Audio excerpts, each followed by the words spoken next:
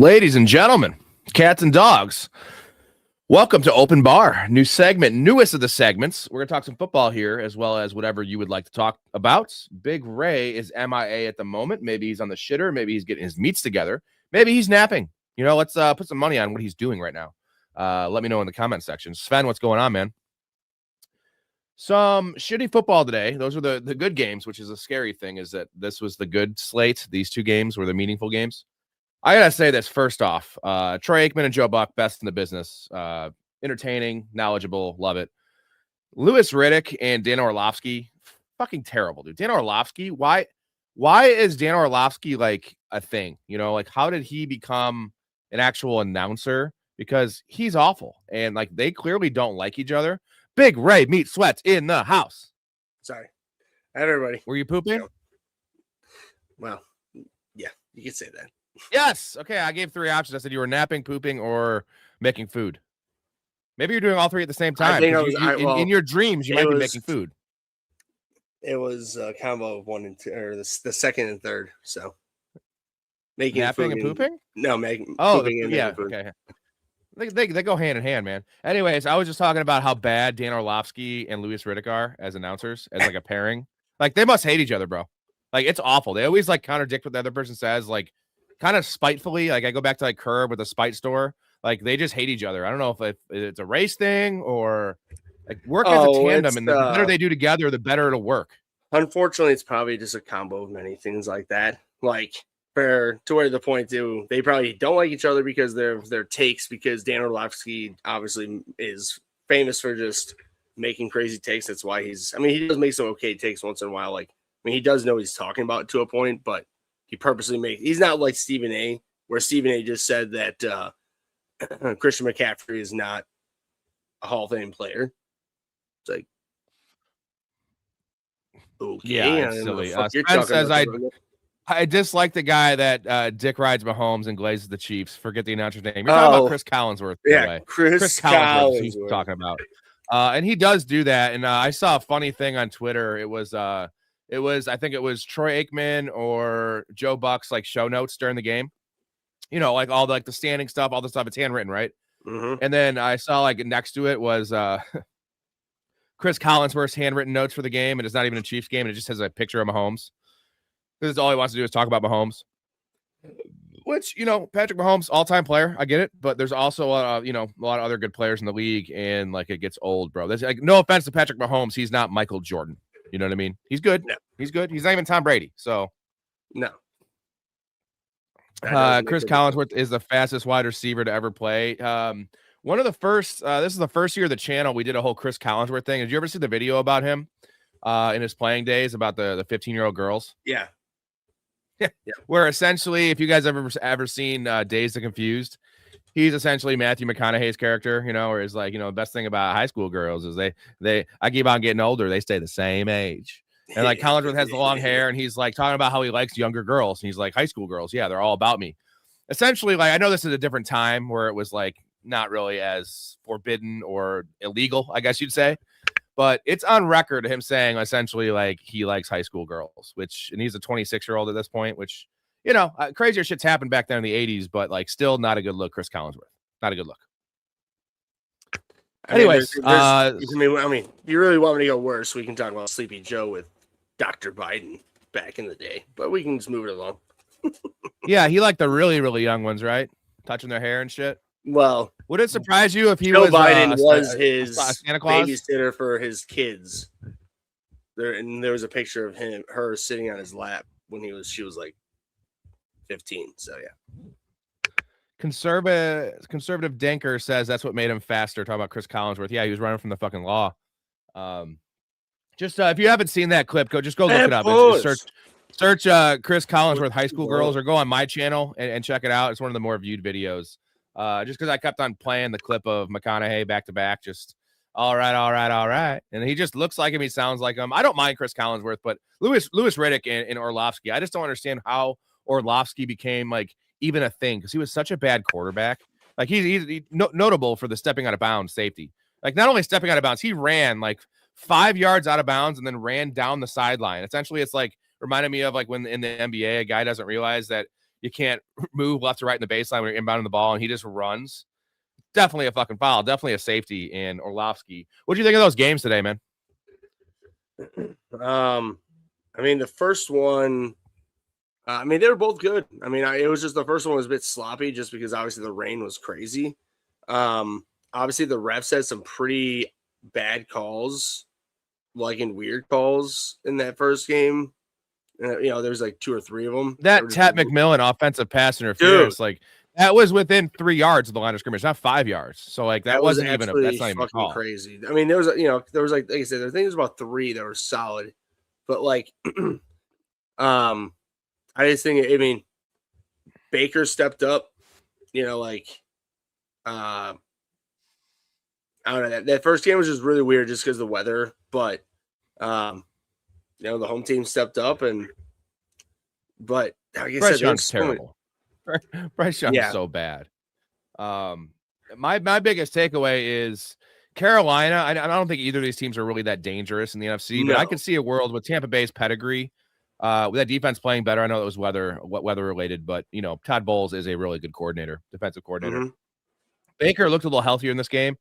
And, Mike Evans being back, Chris Godwin, like they have actual weapons where like the Panthers are going to be such an easy fade. Like they're going to lose that first game by 21 points.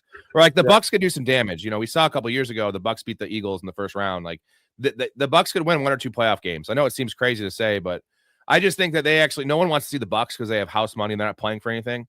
Like everyone wants to see the Panthers. Like Panthers don't belong in the playoffs. And just messy. The second game, I was saying that they shouldn't totally not belong in the playoffs, but they compared to the Buccaneers, I'd rather just see the Buccaneers and see what they can do compared to just the Panthers getting in and probably most likely getting bounced in the first round. What is Marcus Spears known for? So I was always wondering that too. He was offensive lineman, defensive lineman, probably defensive lineman for the Cowboys, I believe. Okay, yeah. I mean, they both suck. He had to be better than Dan Orlovsky though. Because Dan Orlovsky was literally one of the worst. Right. No, Dan Orlovsky was always at the very best a backup, but usually that swing third to second guy. So he's a clipboard hero, is what he is. Right. And then he says, "What is Stephen A. Smith known for?" Stephen A. Smith is known for yelling ridiculous nonsense and then taking personal shots at people. That's what he's known for. Specifically, Kevin Durant, LeBron James. All the big guys. Like guys that are pretty Kevin Durant's kind of a softie and he's known to get, really upset about social media shit. But LeBron James is the class act of class acts. And to call him out as a father is just hilarious.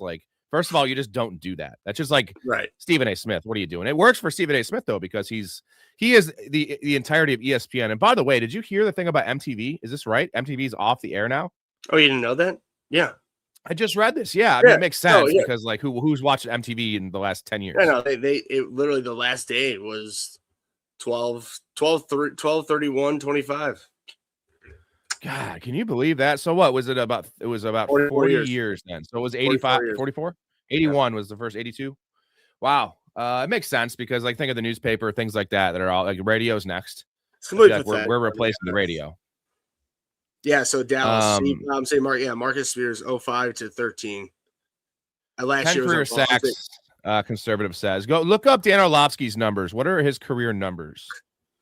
I'll talk about the second game for a second while you discuss this. So this was the fear. This is why I chose. I was, if you remember, Ray, I was all about the Seahawks mid-season. Yeah, man, everyone was giving me shit about Sam Darnold. And my thing going into this game, this is why I picked the Seahawks, was do I trust Sam Darnold or do I trust the Niners defense more? And I said I trust Sam Darnold more because he doesn't have to do much. And the Niners defense actually, they were really nice bend but don't break in this game.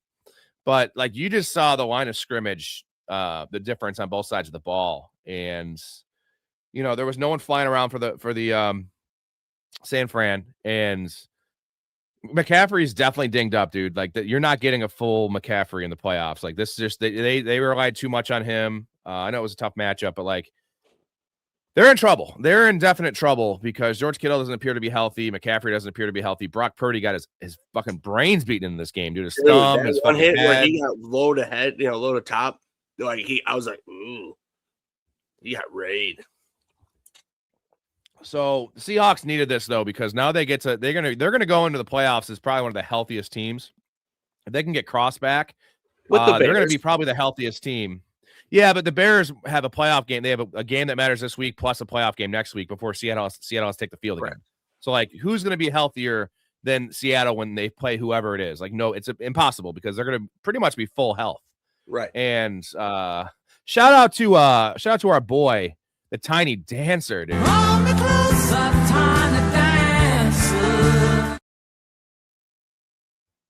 He really wanted to dance a few times in this game. You noticed that, and like noticed it, man. I was like, ooh, and he did. But in reality, in the long run, he came out on top. So in general, if you with Dan Orlovsky career, 26 games, 7 average. It says average 7, 58 completion. Yeah, so I would assume so 7 games average for his career. 58 completion, 58.2 completion percentage, 3,132 yards, and 15 touchdowns. How many picks? 19. I'm guessing 19. 13. What was his record? What was his starting quarterback record? Under 500, right? Yeah, it was 2 and 10. 2 and 10. Gee, that's Jimmy Clausen shit. Oh, yeah. Holy fuck. Let's hire Jimmy Clausen and Brady Quinn. Remember Brady Quinn? Those guns he had? Plus, he can talk in front of the mic. You know what I mean? It doesn't mean he can be an idiot, but you can talk in front of the mic. I think Brady Quinn's a good announcer. I like Brady Quinn. He's got a face for TV too. Very handsome man. Falcons versus Saints, like an NFC title match. Yeah, it's just this would be very Falcons of them to lose this game though, because like obviously the Falcons want to win this game because they don't have their first round pick. The Saints would at this point, I think they've seen enough from Tyler Shuck. Chris Olave is not playing. It's like, why try to win this game if you're the Saints? Because finishing the season with 6 wins compared to 7 wins is 2 or 3 spots there in draft position, which is gonna be important. Trone, good call. Purdy turned back into a pumpkin. He looked bad in this game. Purdy's ball it was windy, but Purdy did not have a lot behind the ball in this game. He never got a chance to set his feet, though. That's the thing. Right. This is a good call. So Dan Orlovsky, 12-year pro, is more qualified between Spears and Smith. Well, Stephen A. Smith isn't qualified for anything. I mean, I guess you could say the same thing, Ray. We're not qualified then to talk about sports either. Like, I'm not of that opinion that like you need to play the game to be talking about the game, because no, but I'm also with this guy too. Honestly, there's a point to where, like, I don't know. Do you ever watch Chase Daniel on his page on YouTube? Dude, he's so smart. No, but Chase Daniel's a genius. Oh yeah, he should be a head coach. But I'm just saying, like, I understand that he's smart at Dan Orlovsky, but at the same time, if you're in the league for 12 years, the league won't keep you around if you do not understand football. So that's what I was leaving it at that. Like, but there's a way that he keeps on TV for having outrageous takes, if that makes sense. What's going on, Team J? Niners fucked my championship comeback aspirations. What is that? Are you in fantasy kind of thing? Probably. Guessing you're playing week 18. Just because he probably sounds like he probably played a lot of Niners guys between Purdy and CMC and right. Well, you had to, because this is the thing. Remember how I got a lot of shit about telling people to bench Matt Stafford. It wasn't against the Seahawks week 16. It wasn't like over, bad players. It was, like Drake May, Matt Stafford, players like that. And like, look at what Seattle's defense has done the last 2 weeks. 54 yards allowed to Bryce Young. And then Brock Purdy was a 0. No touchdowns, maybe 20 yards on the ground. But this is why you can't play week 18 fantasy. Someone was on here telling me that like it's all fair to play week 18. And it's another wrinkle in the best team not winning, because look at all the, generally the best fantasy players are on the best teams, at least the best offenses. And most of those teams make the playoffs. All those teams are resting, The Chargers aren't playing Justin Herbert. Like, go down the line. Like, these teams are not playing their starters. The Eagles are sitting. So week 18, I don't even like week 17. I think week 16 should be the finals in my mind, but they won't do that. I mean, we could do that in our home leagues, but like the platforms I play most of my, like 25 of my leagues on, I'm not in control of the setting. So it's going to be week 17. Love the Gary Gaetti jersey. The Rat, baby. We love Gary Gaetti, one of my favorite baseball players of all time. I see Jason in here. What's going on, Jason? Jason's celebrating for a day. What a wild ride for your Bucks, man. What's your confidence level here? I know you're the biggest Saints fan now in the world. Hopefully you went out and bought yourself a Tyler Shuck jersey. Team J, are you starting Jaden Blue or Dylan Sampson? again, we don't play Week 18 fantasy, but I can tell you from my opinion, it's Jaden Blue by a mile, bro. By a mile. Both Javonte Williams and who the fuck is the other clown there? Both the running backs are out. So Jaden Blue has been active forever. He's the starting running back. They got to see what they have in this guy too. I love the matchup too. So Jaden Blue for me. Dylan Sampson is still nursing a hand injury. They're going to be playing Travion Williams as well. So is it Jaden Blue for you? Yeah. I'd rather put a better offense for sure. Yeah, let me just kind of correct my comment here. Orlovsky did play and for 12 years. He's not a scrub. Just, I mean, if we're gonna go on that logic, then that means there's no such thing as a scrub, and anyone that makes the bigs is awesome. Like, we can't go down that logic. I'm not saying he's bad. He's better than 99.9% of the population at quarterback, probably 99.99. But bad NFL career, right? Bad. Yes, but I understand. But at the same time, he obviously, I just think, was just not athletically there, and obviously, like when you like awareness, he was in Madden. He'd have like a 40 awareness. Excuse me. My bad. GT, next season, y'all should have to take a sip every time Big Ray says, yeah, but the Bears.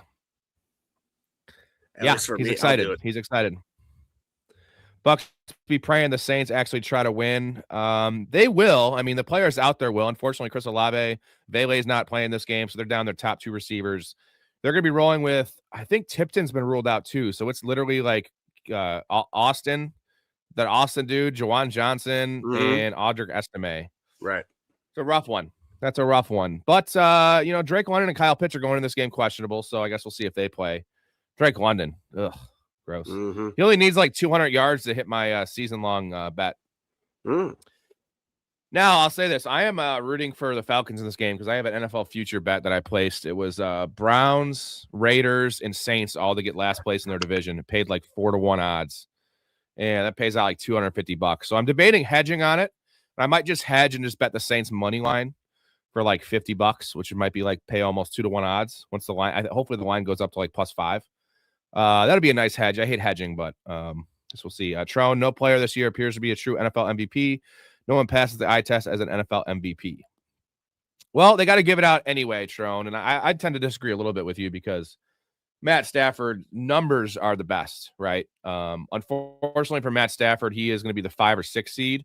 And you almost never see the MVP go to anyone other than a top 3 seed. Typically, it's a top 2 seed. And Drake May, yes, easy schedule. You can say that his numbers aren't as good as Stafford, but his impact on the team in terms of most valuable player, for me, it's Drake May because look who he's throwing to. Stephon Diggs is the only reputable weapon there besides Hunter Henry, who's just kind of just a guy. Right. And Stephon Diggs was coming in off an ACL last year, and he's kind of older. So, like, he has not played over 60% of the snaps in, like, maybe 3 games he's hit that number, Ray. He has not played very much. He's like with this charge, like, how can he be playing football? No, he's playing through it. I mean, you never know. We don't know what the. So you're saying, like, okay, so if you and I had this charge, we'd be in jail right now.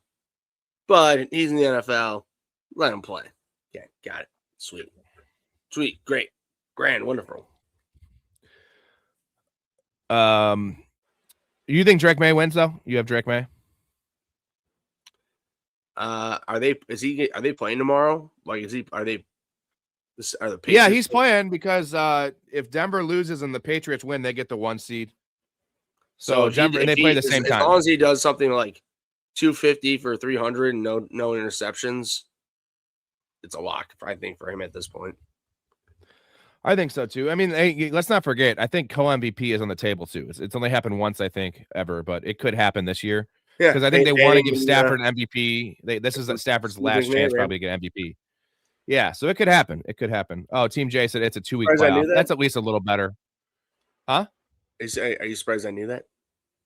No, you actually mentioned it before. Shout out to Jason celebrating that win, man. So yeah, I talked to him last night. He was ready for it.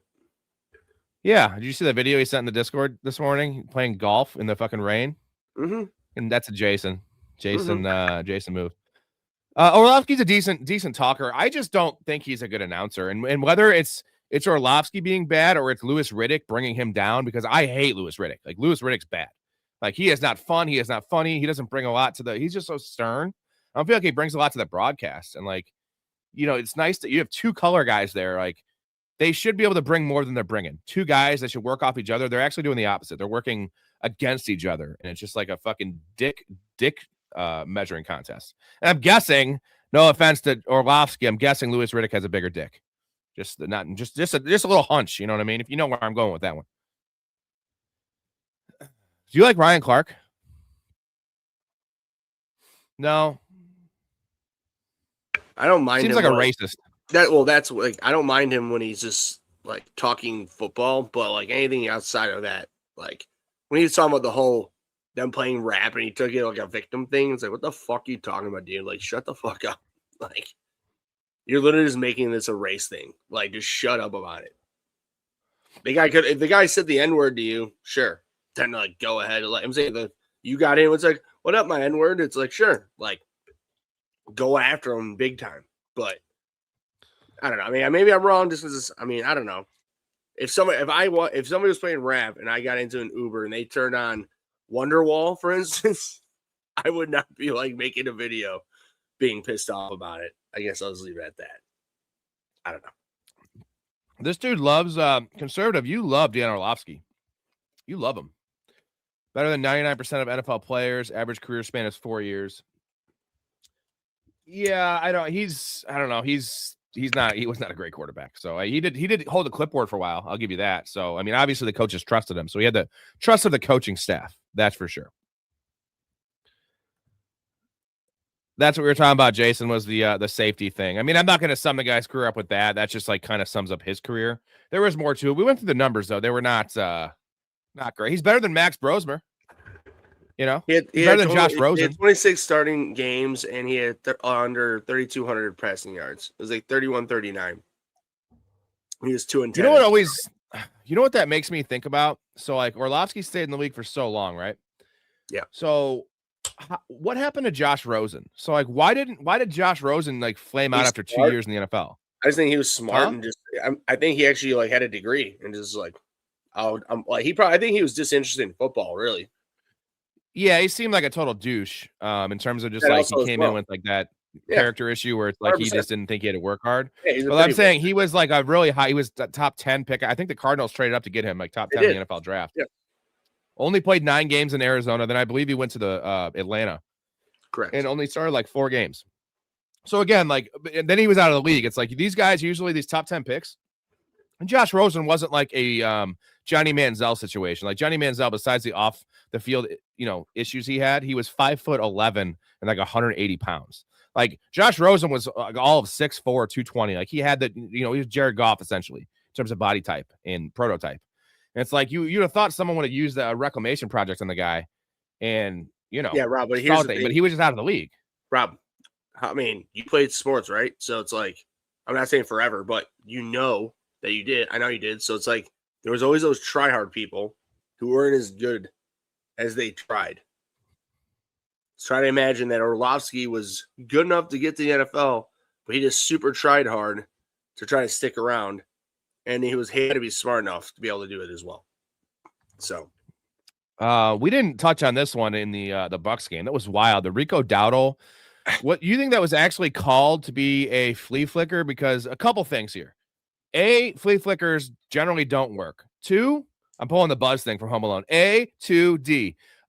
2, they were on the 20-yard line, bro. Like flea flickers, you want a lot of space in the field. You want to call that in your own 20, your own 30, because it usually hits a deep play. And D, the weather, so rough. Right. What are you doing with that play call? And like that cost him the game, bro. Like, that cost him the game. Ben Johnson called the hook and ladder too, and one of the last plays of the game the other day. Where they got tackled in bounds? Mm-hmm. That was a play to score. That was a fine play call. I know it sucked that it cost them, I'm not mad about seconds or 18 seconds. But yeah, in this situation with the weather, that was getting smart and cute, dude. You don't do that shit in that crazy weather. Like that was Ben Johnson against the Packers on the 1-yard line doing the snap under the tight end to go to the to the running back as a direct snap. You know what I mean? Like on the 1-yard line. Yeah, that was silly. That was fucking silly. Hey, you ever accidentally masturbate to young pictures of your mom? Who the fuck starts a conversation like that? I just sat down. Oh my gosh. Oh, whoops! That accidentally got on my my clips there. What am I talking about? Yeah, just weird play call. And I said in the Discord, I was like, Storey somewhere. Storey's got a big smile on his face, shaking his head, just about Dave Canales, and like he hasn't actually been too critical of Dave Canales because we haven't had a lot of Dave Canales conversations, but that's like an all-time boneheaded move. Big time. And the result was worst case scenario. Like incomplete pass is one thing, get sacked is another thing. Like a fucking fumble, and you turn the ball over, you don't even get points. Cost him the game, bro. It's a good call. Louis Riddick is an uppity who's trying to prove he's the smartest man in the room, and he should be a GM. He's trash. Yeah, so I think he was an assistant GM at one point. So, well, there's a lot of GM openings. You think he'd get a job? You know what I mean? Because like, there's bad GMs saying, out there. If you know, he does interview like at least like once a year for one job. So, Cam Newton's a clown. Yeah, he's a fucking idiot. Speaking of Cam Newton, let's do it. Let's do our Cam Newton segment here. A fur shrug with crocheted sleeves, a hat on a hat, a watch on your pinky toe. And nothing says, look at me, I've been places, like 2 lit road flares hanging from your sunglasses. All right, let's do this one. We haven't done this one yet. This is your typical, his hat is like kind of like he's going to the Outback. He's got one of his frat boy sweaters on. This is actually a pretty minimal outfit for Cam Newton, but still layers upon layers. You got the bow tie on. Of course, he has glasses and his hair's coming out the top of his hat. Yeah. I would say Snoop's got the best outfit. I'd say it goes 1, 2, 3 from right to left. And Cam is just I mean, he doesn't look terrible, but he's still, I mean, Stephen A sort of has like his shirt sort of almost looks like when you go to do hibachi, like a hibachi chef. Yeah, it does, dude. So like that's a pretty bad look too. Like so, I mean, maybe he's a little worse than Cam, but either way, he's not the only because Cam's hat. Why? Just why? Why the hell? Hello, Helen. Can you imagine Stephen A. Smith being your hibachi chef? That would be a nightmare, dude. Like that's almost as bad as Beverly Hills Ninja with Chris Farley's the fucking hibachi chef. Great scene, by the way. Ohio, konbanwa. Ohio, konbanwa. Fucking flips that shrimp in that chick's fucking tank top and scoops it out and then smells it. That's sexual misconduct there. Let's see where we're at here. So yeah, Louis Riddick, we've definitely covered that. Clown. He's a clown. Cam Newton, clown. Jay says got raked over the coals tonight. Offenses didn't show up tonight. Jay, are you betting? Did you take my bets, Jay? At least we went 2-0. We finally got back on the right streak here a little bit. On that note, I'm gonna hit you guys with the intro. Yeah, and then I do have to release my bet here. I only have one play tomorrow because there's only one game that really matters to me. That would be the night game. Hit you guys with the intro. We'll go through the bets here. Here we go.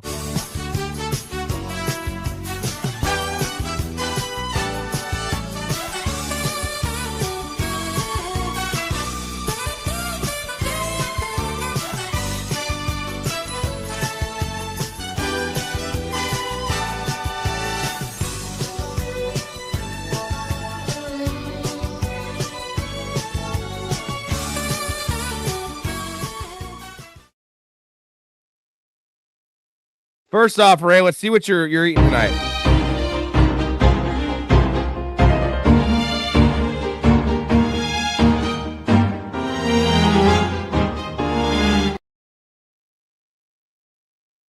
What do you got for us, man? What are you munching on? Damn, that's a big ass steak. Ribeye big with ass steak, garlic and butter and rosemary. Ray will be eating that for the entirety of the show. It's usually how it goes down, right? 2 hours, 2 hour munch, dude. I would eat that thing in like fucking 5 minutes, bro. That was already. How long would it take you to eat that if you weren't on the show? Let's just ask that question. Oh, I mean, if I was just to eat it, 5 minutes, less than that. Oh, okay. So you can, yeah. So if I'm actually hungry, bro, like I will just mow down like whatever, bro. Jay got raked over the coals on his bets, so we're gonna go through my bets real quick. Shout out to the loyal Patreon folk. Appreciate all you guys. If you're interested in supporting the show, support your boys here. Hop into Patreon, get you in the Discord, which is the biggest perk. 67 people and growing. Access to community fantasy leagues. We still have one opening for the playoff, the NFL playoff fantasy league. We have 9 people. We have one open spot. If you're interested in that, it's gonna be super fun. $100 buy-in for that. Guest appearances on the show. If you get to the highest tier, we have at least one fan on every 2 weeks. Big perk there. Free merch. You like these hats? Getting a shirt soon. We're getting a meat sweatshirt going on. It's going to be awesome. I give away one of these every single month. Send it to your house free of charge for you guys. And you get access to my bets. So, rough week last week, Ray, but came back strong this week. We won 4 in a row now. We lost 5 in a row last week at one point. Now we won 4 in a row. We're 86-50 on the year. Tommy Tremble, over 15.5 yards. That one cashed in the early third quarter. He had 38 yards. Yeah. Sam Darnold, over 4.5 rushing yards. I was stressing this one, dude, because he had 5 on that carry in the second quarter, and then it was kneel downs would have killed it. And luckily, he got another 8-yard rush, 8-yard scramble, so he ended up with like 9 rushing yards. That was an easy one. And the only one I might add one more. I don't like betting on these games that don't matter. I don't know the motivations of these teams and these players. Lamar Jackson over 25.5 rushing yards. Now that one has gone up to 28.5. All the more reason to get in the Discord and get the odds that I get when I get them, because it's gone up to 28.5. So how do you feel about the reports? What do you think about they might be moving. They might be moving on from him. I'm not paying too much attention to that. I think it would probably be a wise decision if you can get something like 3 firsts and a second, or even 3 firsts, like from a team like the Dolphins. Right. But I don't know. He's 29 years old. It doesn't seem like Lamar's older than that. He's only 29. Like, that's fucking young, bro. Like, he's essentially the same age as Joe Burrow, because Joe Burrow is pretty old. But his body type doesn't last for that long, too, with these other guys who have longevity careers. Like, that's the only thing I'm worried about. Yeah, his peak and his prime is what you're speaking to, is probably a 2 or 3. It might only be 2 more years of, like, MVP level Lamar. Right. But he has grown a lot. You're saying, like, he's not going to be, if he gets straight, he ain't going to be Stafford and be 39 years old, 40 years old. No. I think you could have an effective Lamar at 34, just because we've seen his pocket passing numbers really, really grow. But that's so much in part to the threat he has with his legs that allows him to be a pocket passer. If you take that threat away and you get, 70% of Lamar on the ground and his elusiveness, you're taking away a big part of his game, and that would affect his overall passing numbers. So right. It's all about where he goes, man. And I don't know. Is it time to clean house in Baltimore is the question. If you can get a lot for him, I would debate doing it. I've seen reports that it sounds like Kansas City's ready to have a big reset, which would make sense. I'm just saying, like, be interesting to see what happens with that. They'll never be in rebuild mode as long as they have Patrick Mahomes, though. You know what I mean? Like, he can drag. I didn't say rebuild. I said reset. So reset's different than rebuild, because they have. Good call. Conservative doesn't like Dan Orlovsky, but I don't understand the slander on guys who were pros for 12 years. I was more slandering his announcing ability, but like I said, I think it might be more due to Louis Riddick being an idiot that's hurting Dan Orlovsky. But again, it's just like at that point, then you can never call any NFL player, NBA player a bum. And again, we're not that channel. I'm not that fucking counselor over here. Just everyone sucks. Like Puka Nacua sucks. Like, that's crazy. You know what I mean? Like, certain guys do suck. Like, I think Bryce Young's not very good. And it's not like a scale. Like, there's players that are good, there's players that are bad, and Bryce Young is not very good at football. Max Brosmer is really bad at football. JJ McCarthy, at this point of his career, is really bad at football. What a bust! Caleb Williams. Thank God for us. Louis Riddick was the director of player personnel, and he only interviews because of the Rooney Rule. That would probably be right as well. A lot of sense. Yeah, we like that. Actually does make a lot of sense, because it's like they probably just literally give him like $100,000, even if it's like literally even more, $500,000. You know what I mean? For whatever team he does it for. I think he played for the Eagles, or it was for the Eagles. So it's like, what if he does it for the Eagle? I don't know. That's a great call though by him. Do you know about this SVP on New Year's all-time classic clip when 2 dudes were making out? Yeah, you didn't see this? No, dude. So me and him, because I was actually FaceTiming with him last night, and we watched it. So basically, it was during the New Year's Eve. I think ABC, whatever the main New York City, like whatever channel it was. Well, I think ABC's with ESPN, right? Mm-hmm. Yeah, so it was on ABC, and SVP's just like, oh yeah, we have New Year's Eve on Sports Center, and they show a guy and a girl making out, or not making out, but kissing. He's just like, and to be honest, I just think he has a problem with like people making out, like watching that. You know what I mean?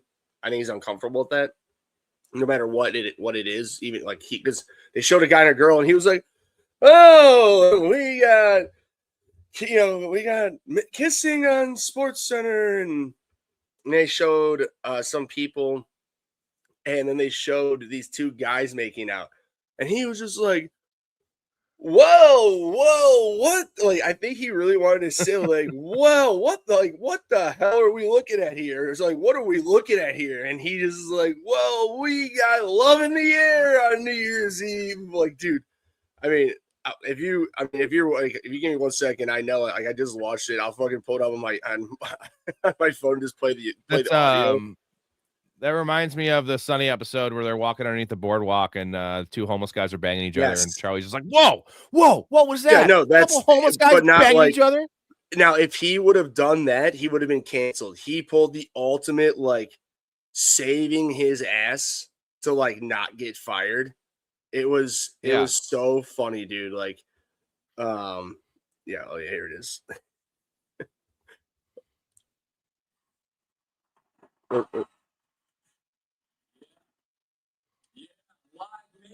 On Sports Center.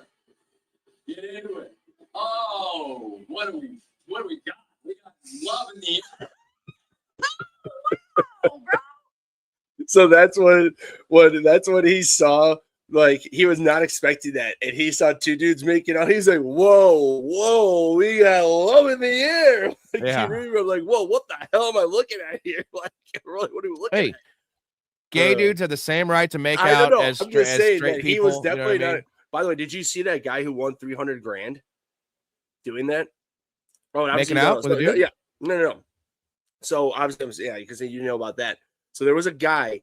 I don't know how much money he bet, but he was either going to win $300,000 or lose $100,000. So probably lose. He probably put $100,000 on then, I guess. And it was that they would show a gay couple, doesn't matter what guy or girl, but showing a gay couple making out like after the ball dropped. The same video that Scott Van Pelt was responding to, that's what he was watching when he bet on. And they show the girl and guy, and they show some other just people not making out with just like a crowd. And then the next thing they show is the two dudes. He's just like, oh my God, he won $300,000. Yeah, well, they're gonna show it in this day and age, right? Of course, that's why he bet on it. Yeah, that's why it was an easy bet in his eyes. Yeah, Cry Dog in the house. What's going on, man? He loves the intro of the show. It is an all-time intro. Shout out to Kappa for creating that intro. That was all him. That was the inception of the show. He's like, this is the intro, and I'm like, we're just gonna take it from here. Thoughts on Quinn Ewers? I am not a Quinn Ewers guy. I thought he was terrible in Texas. I noticed this when I was watching Xavier Worthy highlights, and when I was watching Isaiah Bond highlights, when I was watching Matthew Golden highlights. Quinn Ewers has a weak arm. He underthrows everyone. I don't know why they didn't just play the MILF Hunter or the MILF Hunter, right? Like, he should be playing. Yeah. That's what I think. I mean, he's young. Like, Zach Wilson's like fucking 23 years old, dude.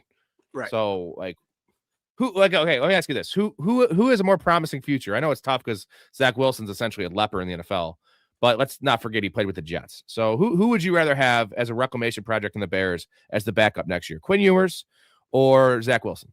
Oh, Zach Wilson with Ben Johnson for sure. Just because he has the much more. Anyone, or let's just say the Raiders, any team. It's going to be Zach Wilson because he was a second. Well, the Raiders without it was a bad reason. It sounds like they're about to fire. So, do you see that? They better fire him, dude. I'm saying it says their most like reports are saying they don't see a future with him coming back. It's like, you know what Pete Carroll's going to go out and do now? Pete Carroll's going to go out and win this game to go fucking say a big F you to the Raiders, dude. Remember Lovie Smith won that game that got the Bears the top pick, and then they fired him right after that. That's exactly what I was thinking, dude. This has a Lovie Smith vibe And that would be hilarious. Now, unfortunately, the Bears are, the Seahawks don't have the chance to get the first pick for him to like really help his old team. But he's definitely going to make sure that if he can win that game, he's going to win to fuck over them to not get that first pick. I'm with you on that. Well, both these teams, there's so many tank games this week, man. We can go through it in a little bit, but the Chiefs definitely the Chiefs have an actual chance to have a top 10 draft pick with Patrick Mahomes on the roster, which is going to go a long way. They need offensive line help in the worst way. A top 10 pick. I feel like there's going to be a lot of defensive players taking the top 10. They got to steal for their left tackle for Simmons. Yeah, who has some mental health issues, but like that's a guy that going forward should be fine. If you can pair another blue chip offensive tackle, young guy, they got to replace Joe Thuney. They have to, and they didn't do that. So they can get like the best guard in the draft. They can get. They did not. Elite left tackle, elite right tackle. So they need that, but also, the Raiders have a chance. Now, here's the thing. They lose, they get the number 1 pick, and they dearly need a quarterback. And I feel like Mendoza's the answer. Like he's the prototypical guy. He's 6'5", like seems like a bright kid, hardworking kid. Like that's the guy you want to start your franchise around. I'm just worried about that. Like literally his shins and his arms, he looks so thin. I'm just saying right away. I'm not saying like I'm saying I just fear because I think the talent's there. It's just I just fear he's so small. Takes one. He couldn't take that hit that Purdy took. If he got that double hit that Purdy took today, that kid would snap. Do you remember the awesome Tom Brady draft photo when he had his shirt off? Which is so weird. That's such a weird. It's like an autopsy photo, essentially. Like he's got boxers on, and he's just so skinny. Like I'm not saying Tom Brady became like a chiseled player, but he definitely transformed his body like 2 years into his career, and then the rest of his career. So yeah, but he was. I'm not so worried about Mendoza. No, he was just as skinny as Mendoza, bro. No. Dude, go look at that picture. I know. I can picture it immediately in my notes exactly what you're talking about. Same. Mac Jones, another guy that had that. Mac Jones had kind of like my body type, skinny fat guy. You know what I mean? Mac Jones picture of his like beer belly. You guys think Kelsey comes back next year, Ray?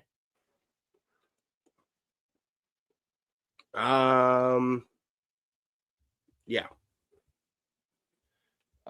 What do you think the odds? Give me the odds on it. What do you think the odds are that he comes back? I honestly think it's 50-50, but I just don't see him giving up like that. But at the same time, he'll be getting married to Taylor Swift, so it's like maybe just say fuck it, He should hang it up just because I think now again. I use the word transition year for the Chiefs kind of loosely because like their transition year could easily result in the Super Bowl appearance. But they need to just Kelsey retire. You had a great career, dude. Like head injuries, just retire, bro. Like go bang Taylor Swift or go carry her purse, whatever the fuck you're gonna do. Just do that. Crydog says Riddick sounds bitter every broadcast. Weird ass booth. It's a very weird booth, and he does sound extra bitter. I don't. What does he have to be so bitter about? He's announcing, and I'd love to do that. You know what I mean? I wouldn't like to announce next to him because I'd just be like, "You're an idiot, bro. I hate you," and I get fired for like misconduct. He's a clown. You really want me to tell you why he's bitter? So you already know, so just move it along. Why is he bitter? Why is he bitter? Oh, GT with the Chargers wrestling starters. No reason, by the way. He's a millionaire. For no reason. He's just bitter. I don't get it. Yeah. GT, are you wondering the chances they win their game in the playoffs? Because they're resting players like Justin Herbert's not going to magically. He has a broken bone in his left hand. That's what I'm saying. That's not going to heal up. They have a lot of major injuries. They need this time, GT, to like actually get their team ready to rock and roll. And with the great coaching staff and the way like these guys haven't been injured for long. It's just these have been lingering injuries. They really need to like. I mean, they have had long-term injuries, but the guys who are able to play right now going into the playoffs, they need to get those guys ready to rock and roll. So these injuries, they're still not going to be completely healthy. They'll still be one of the more injured teams in the playoffs. But to be able to try to win, that's why they're doing it, because they're in the playoffs. So it doesn't really matter. They need to be able to get themselves as healthy as possible. So if everything stays the same, they would be in Jacksonville for the week 1 matchup, which I don't know if I like that matchup for them. I know Jacksonville. I'd rather play Jacksonville than New England and Denver. If they win and Houston loses, they might face Baltimore or Pittsburgh, but I don't know. Justin Herbert, I love Justin Herbert. He's just playing super hurt right now. The offensive line is so banged up, and their defense is kind of hit or miss, man. Like they played really well in the second half in that Houston game, but I don't. They're not in the conversation of Houston, Seattle, Denver, and defenses in my mind. Who was that guy that Seattle was playing at the end of left tackle? Was that a defensive player that was just like a real deep swing tackle that used to play like offensive tackle? That was the white dude. I think that was their practice squad guy.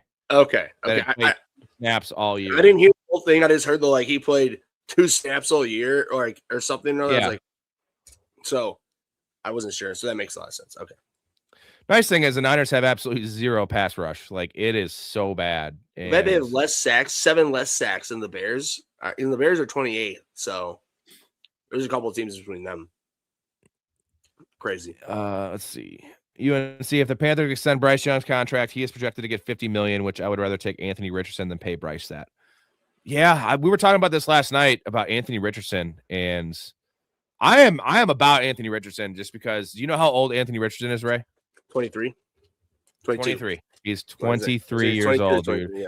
And I actually asked Storey this. We were talking about Zach Wilson, and he said he'd rather have Zach Wilson than Anthony Richardson. Who would you rather have as a reclamation project? Let's say I'm trying to think of an example of a team. Let's say the Rams. So the Rams have one more year of Stafford, regardless of what happens this year. And they want to bring in the heir apparent or someone that can at least work with McVay and be possibly the answer. Would you rather have Zach Wilson or would you rather have Anthony Richardson? Well, for his offense, I'd rather have Zach Wilson. I'll take that out. Just at the player, just a good coordinator. You get to sit for 1 year and watch, a good veteran quarterback with a good coordinator and a good system and learn behind him. I guess I would be interested to see Anthony Richardson there watching under, Stafford, or I'm sorry, under Rivers and just pretty much just sitting back and just learning and then going to a good coaching staff.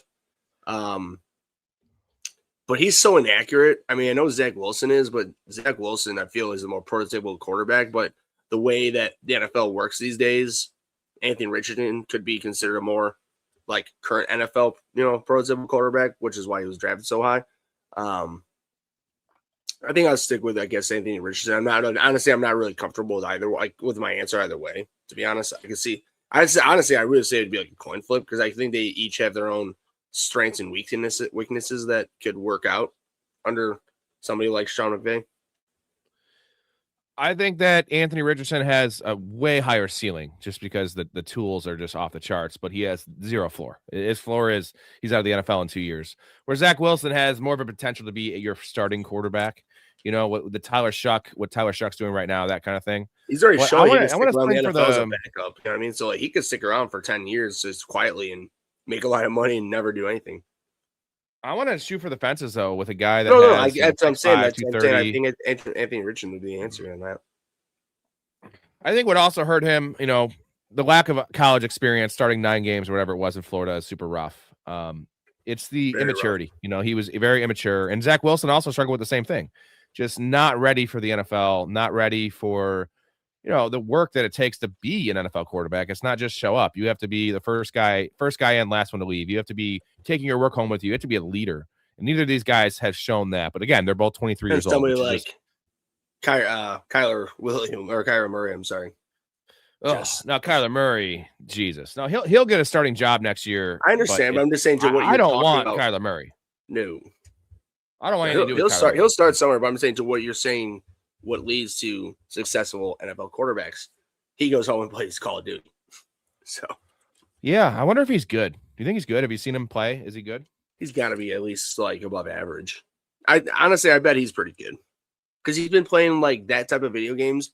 Because like you and I developed from like 8-bit, games up to what they play in like what are current games. These guys his age started right away. So like I bet he's pretty good. We got Cruz in the building. Have not seen him around recently. Says been so busy with work. Missed the gang. Much love. Happy New Year. Happy New Year to you, Cruz. Happy New Year, brother. Thank you for the work. That shit's overrated, but you gotta pay the bills, right? Ray, you had a nice little 10-day vacation. Now you're back to work, right? Mm-hmm. How'd that first day back feel? Fine. Sold a $20,000 job. So. Whoa! So you're balling again? Mm-hmm. He's balling. So let's get back to this question real quick. What are you doing with Bryce Young? Because it's the weird thing is his total numbers are okay, but he's had that epic game. He had a really good game against the Rams. He had that really, really crazy game with like 308 or was it 450 passing yards and 3 touchdowns. And then he has a game with 54 passing yards against the Seattle. And this game, against the Bucs, I know it was rainy conditions, and he looks terrible. My problem with Bryce Young is he's just too goddamn small. And I know there's been outliers, right? Russell Wilson, but he was a really thick dude. Drew Brees, Drew Brees also got to work with Sean Payton and had the perfect situation playing in that dome. And like he's a one-off, he's a one-off. Like for every Drew Brees and Russell Wilson, what about 30 small guys. What about Doug Flutie? Doug Flutie, different era though. I feel like now, like all the offensive linemen are all 6'6". They're all fucking monsters, dude. And like, you just can't have your quarterback being 5'10". And like, I think Kyler's legitimately 5'8". Yeah, I think Bryce Young's 5'10". I think Bryce Young's actually 5'10". They said he was 6'1" though during the draft. That was a fucking lie.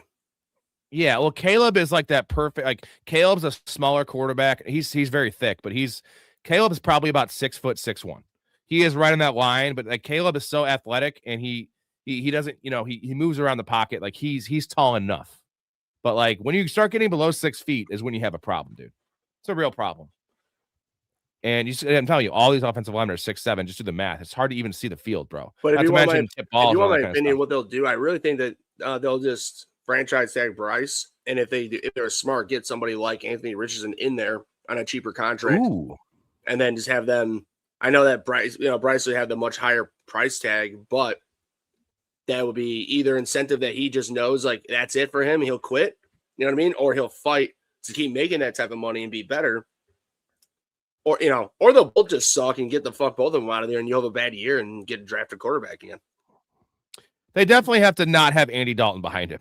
Like we love Andy Dalton, awesome backup quarterback, but his time has come and gone. Like get someone that has a little bit of upside in their game, and like Andy Dalton needs to be a backup for the Patriots. I mean, not like a well-run organization. Correct. That has some weapons, and maybe the Patriots don't actually have weapons, but back him up if Jimmy Garoppolo wasn't in the Rams. Yeah, something like that. Jay, I read Philly is going to rest their starters. Can't they still benefit and improve their seed? What if Chicago loses? If the Eagles win and the Bears lose, they would have the 2 seed, correct? 3 seed? No. I believe I read that. Oh, I'll pull it up for sure. Hold on. Because I looked up the Bears scenarios and then obviously involved that. Maybe 1 second here. I'll say this. They play the Commanders, so I'm pretty sure the Eagles should have no worries beating the Commanders even without their starters, right? Because essentially you're playing against the Commanders backups as well. So it says Eagles backups are better. So it says this. If the Bears defeat the Lions or Commanders defeat the Eagles, the Bears have the wild card game against the Packers. If the Lions defeat the Bears and the Eagles defeat the Commanders, honestly, I'm not sure the exact, because that just goes into who the Bears would play. So, no, they'd have a better record, so they would take that seed. So I understand that, but here's my thing with the Eagles: they should be able to beat the Commanders without Jalen Hurts and their starters. If anything, Tanner McKee might be better. Oh no, I'm saying this one this one, Rob. This one says this is really easy. Scenario 1, best case scenario: Bears win, clinch 2nd seed, wild card versus Packers. Scenario 2, alternate path: Eagles lose, 2nd seed, wild card versus Packers. Otherwise, there's Bears lose plus Eagles win, clinch 3rd seed. So yeah, you're right. Yep. I think they can still beat the Commanders with their backups, is my point. Like they don't need it's literally Josh Johnson playing quarterback. And it's all, like the Commanders want to lose this game too. So if they can't beat the Commanders with their backups, they have bigger issues. Jason says Kelsey is done. Mahomes won't return till December. Chiefs are cooked. I still think Mahomes is going to return week 1. I think he had his surgery so early, Ray. It was like the next day, where they wait for the swelling to go down. They give it a week. The next day he had it, and he's already rehabbing. So like Patrick Mahomes is going to be fine, but he's going to be playing. I don't know how effective he'll be the first month of the season. They did. They probably just injected stem cells in there. Ooh, stem cells. Yeah. Baby. Well, you're telling me you're not going to scramble around my baby brains and suck them out with a hose? No, Mrs. Garrison. Good call from UNC. You're One play doesn't determine how good a quarterback is. Anthony Richardson did that his whole college career. Zach Wilson did that on one play. Correct. I guess here I'll say this: Zach Wilson. It wasn't even one play. It was that fucking that throw he had in the Combine pro day. Aaron Rodgers, like it was the Aaron Rodgers ass like cross his body. It was an awesome throw. Anthony Richardson, at least for me, has shown flashes in the actual NFL. Now the thing is, his highs are. Remember the back foot throw week 1 was a 68-yard throw in the air off his back foot to Alec Pierce, like getting smacked. Some of his rushing ability. The problem is he also can't complete like a 6-yard flat route. Like not only completed, he like will miss the dude by like 8 yards. Like that kind of thing is the problem. But Zach Wilson is just as erratic, bro. Correct. But I think both these guys should be reclamation projects. Like, what are we doing? We're starting Max Brosmer. I guess, Rob. Pickett, I think the real thing here is that if we're gonna ask the real question between these two guys, who is the actual smarter football player who understands X's and O's? Because that's gonna probably come down Zach to, Wilson. Well, then I think the answer might be Zach Wilson. If he goes to a good coaching staff, if we'll just say like the Miami, is he on Miami right now? Right. Zach Wilson is on Miami. Yeah, that's what Quinn Ewers is starting over him. Yeah. So okay, well, that's a bad example. I'm just saying, whatever team decides, I don't know. You know who should get him? Anthony Richardson. The Ravens. The Ravens should get Anthony Richardson. Yes, that'd be perfect. Great. Learn under Lamar Jackson. We're like the Bears. I can see the Bears going after Zach Wilson. Like that'd be a perfect.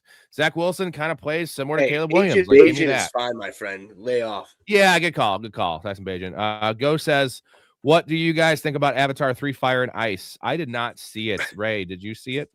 I haven't seen the second one. All I know is that they extracted whale adrenochrome to help people. Yeah, so fuck Avatar. So I saw the second one. The first Avatar I love. I love that one. Was epic. What an adventure. That was next level, like changing the game. Watching that in theaters in 2008 was next level, dude. I remember being baked off my ass watching The second one wasn't great. I'll say this. If I gave the first Avatar like a 9.5 out of 10, like almost a perfect movie, like some of the plot stuff's weird, but at least 9 out of 10. The second one, I'm going to give a 5 out of 10. I'll say this. If you're going to see an Avatar film, especially in the theaters, visually, you're going to be getting a 10 out of 10 experience. Like, and that's what I heard about the third one. So I have not seen the third one, but I heard that like the experience is pretty epic. Here's the problem.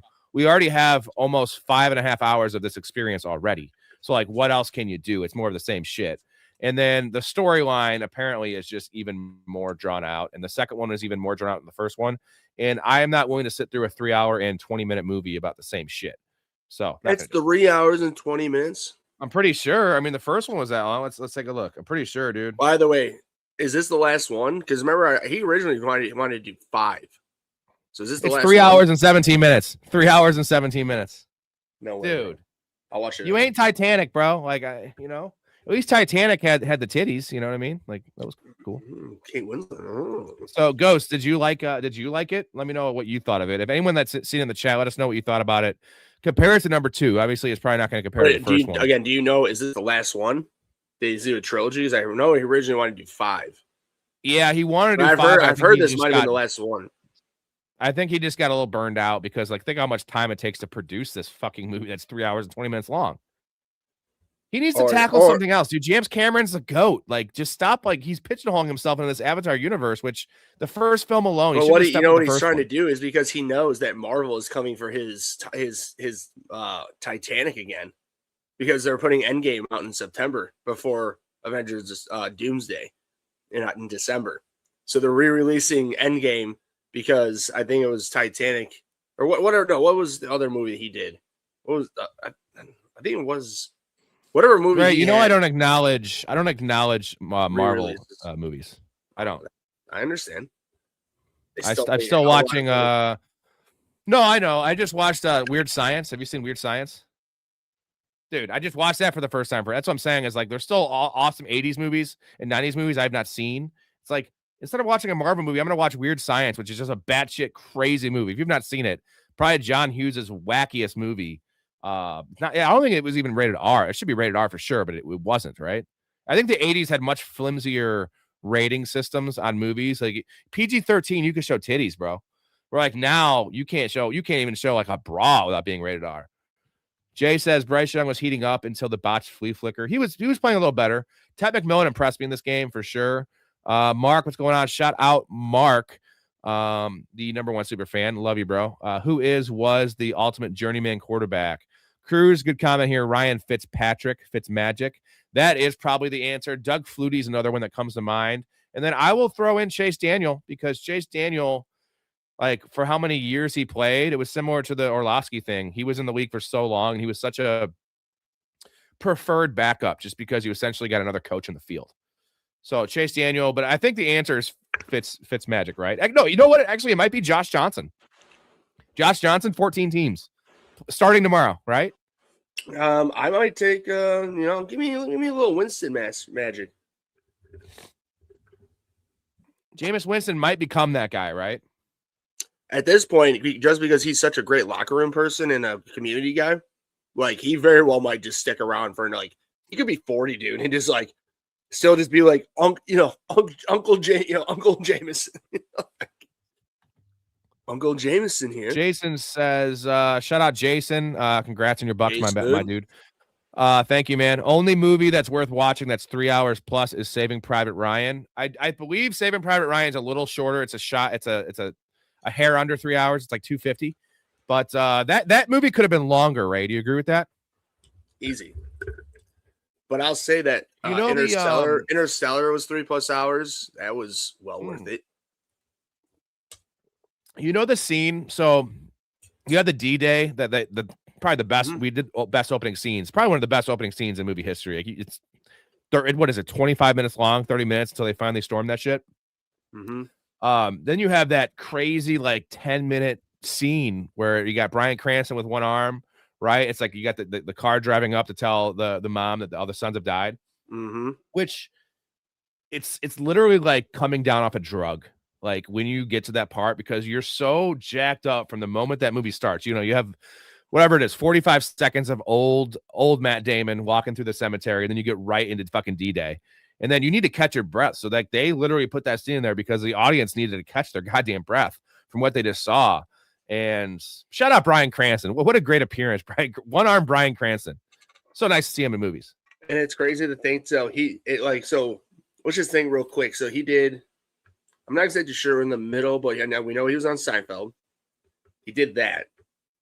Then he was on Malcolm in the Middle. And then Breaking Bad. And then many other things. Now, he's been a mega star at this point. But those were like his build-up like roles. You know what I mean? I know he had other things in between. I'm sure he did like Broadway probably too, or whatever the fuck he did. But dude, I was just reading something about Steve Zahn was like one of the front runners to be Walter White. Did you read this? We love Steve Zahn, dude, and you probably laugh at that because you don't think Steve Zahn can do that. I'm just laughing that I can honestly see it because I like when he goes crazy. He goes like he has a good crazy in comedies. Like I'm saying like when he's like yelling and like dude, he was even did you see that 8-Bit Christmas that we talked about with Neil Patrick Harris? You ever seen that? Dude, it was a Netflix movie. Rob, it takes place. It's about Neil Patrick Harris wanting to get a Nintendo in '88. It takes place in Batavia, Illinois, and actually talks about like landmark things there, dude. It's fucking great. It's actually like a halfway good, decent, Christmas movie. But I'm just saying he's the dad. He's the dad when Neil Patrick Harris was a kid. And he like when he yells and he's a mean, cool dad, but like like caring dad. But I'm just saying like that's really fucking hilarious. I didn't know that, but I could see it potentially. Like I really could because I knew Bryan Cranston from Malcolm in the Middle. I never would have thought what he did with Walter White would happen. Well, no, and there's a Steve Zahn movie. I don't know if you've ever seen it. It's got Mila Djokovic in it as well. It's called Perfect Getaway. It's about a couple honeymooning in Hawaii. It's like a thriller. If you have not seen that, dude, check that shit out. That's a movie recommendation for everyone, by the way. Perfect Getaway. I'm pretty sure it's called. Let me check. The Perfect Getaway, I think. It's one of those movies where, Perfect Getaway, 2009. It's a horror / adventure movie.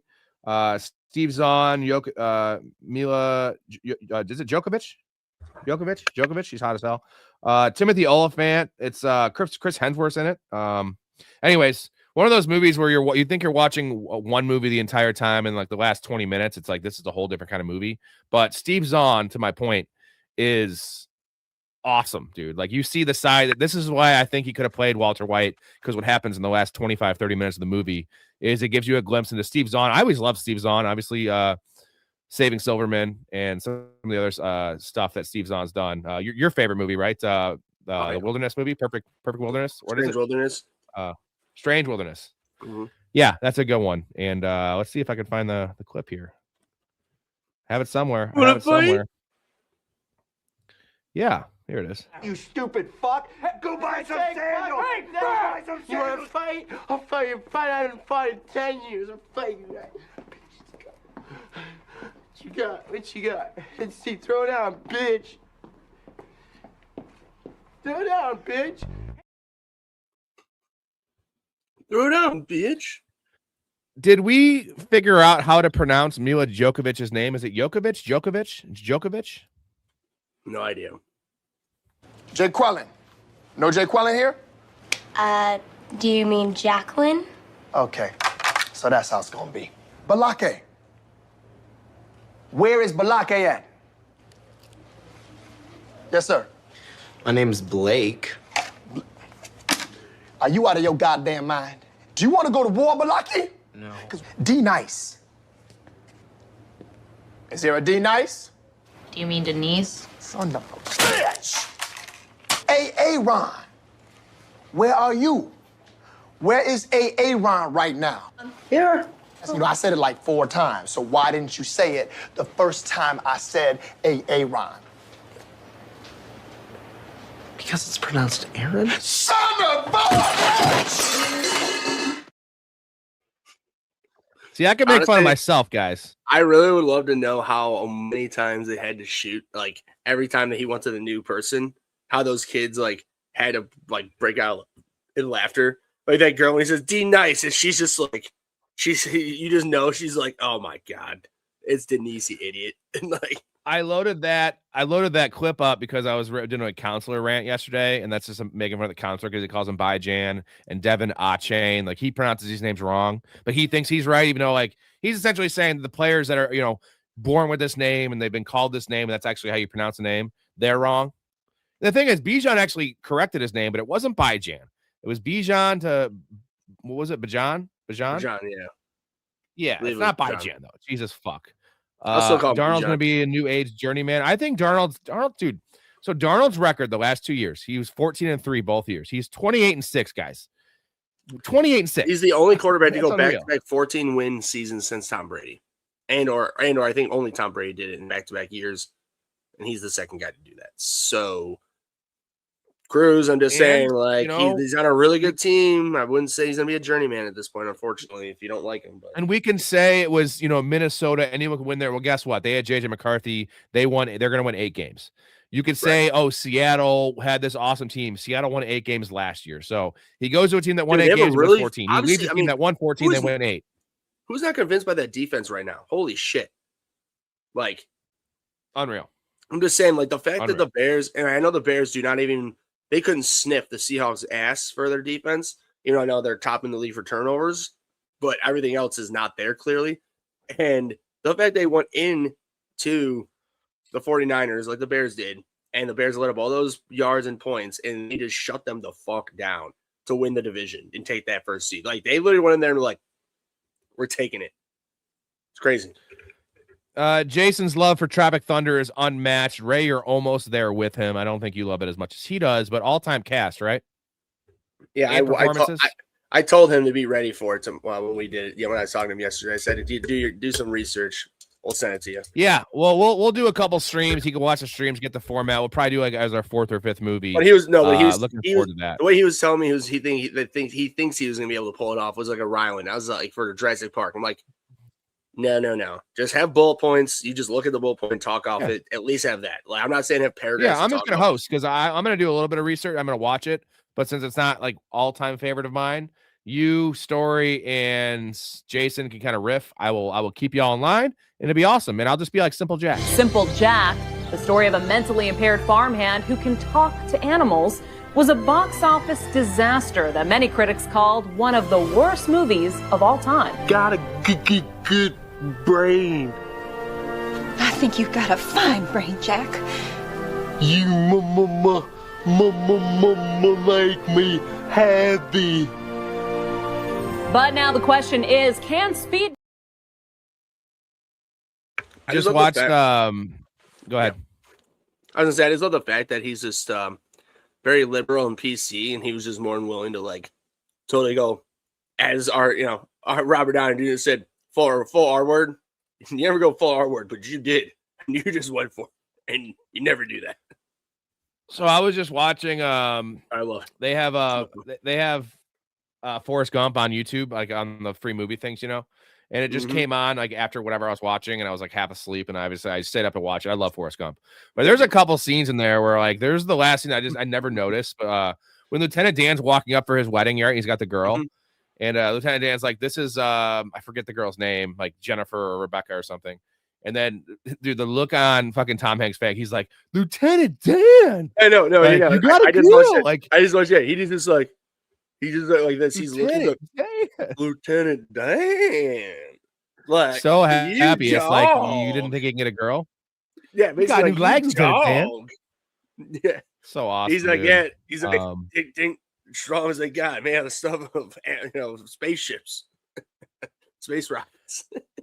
There's God, it's just the premise of the movie. If you think about it, I know it's kind of more subtle, but essentially it's him just telling his story to random people on the bench.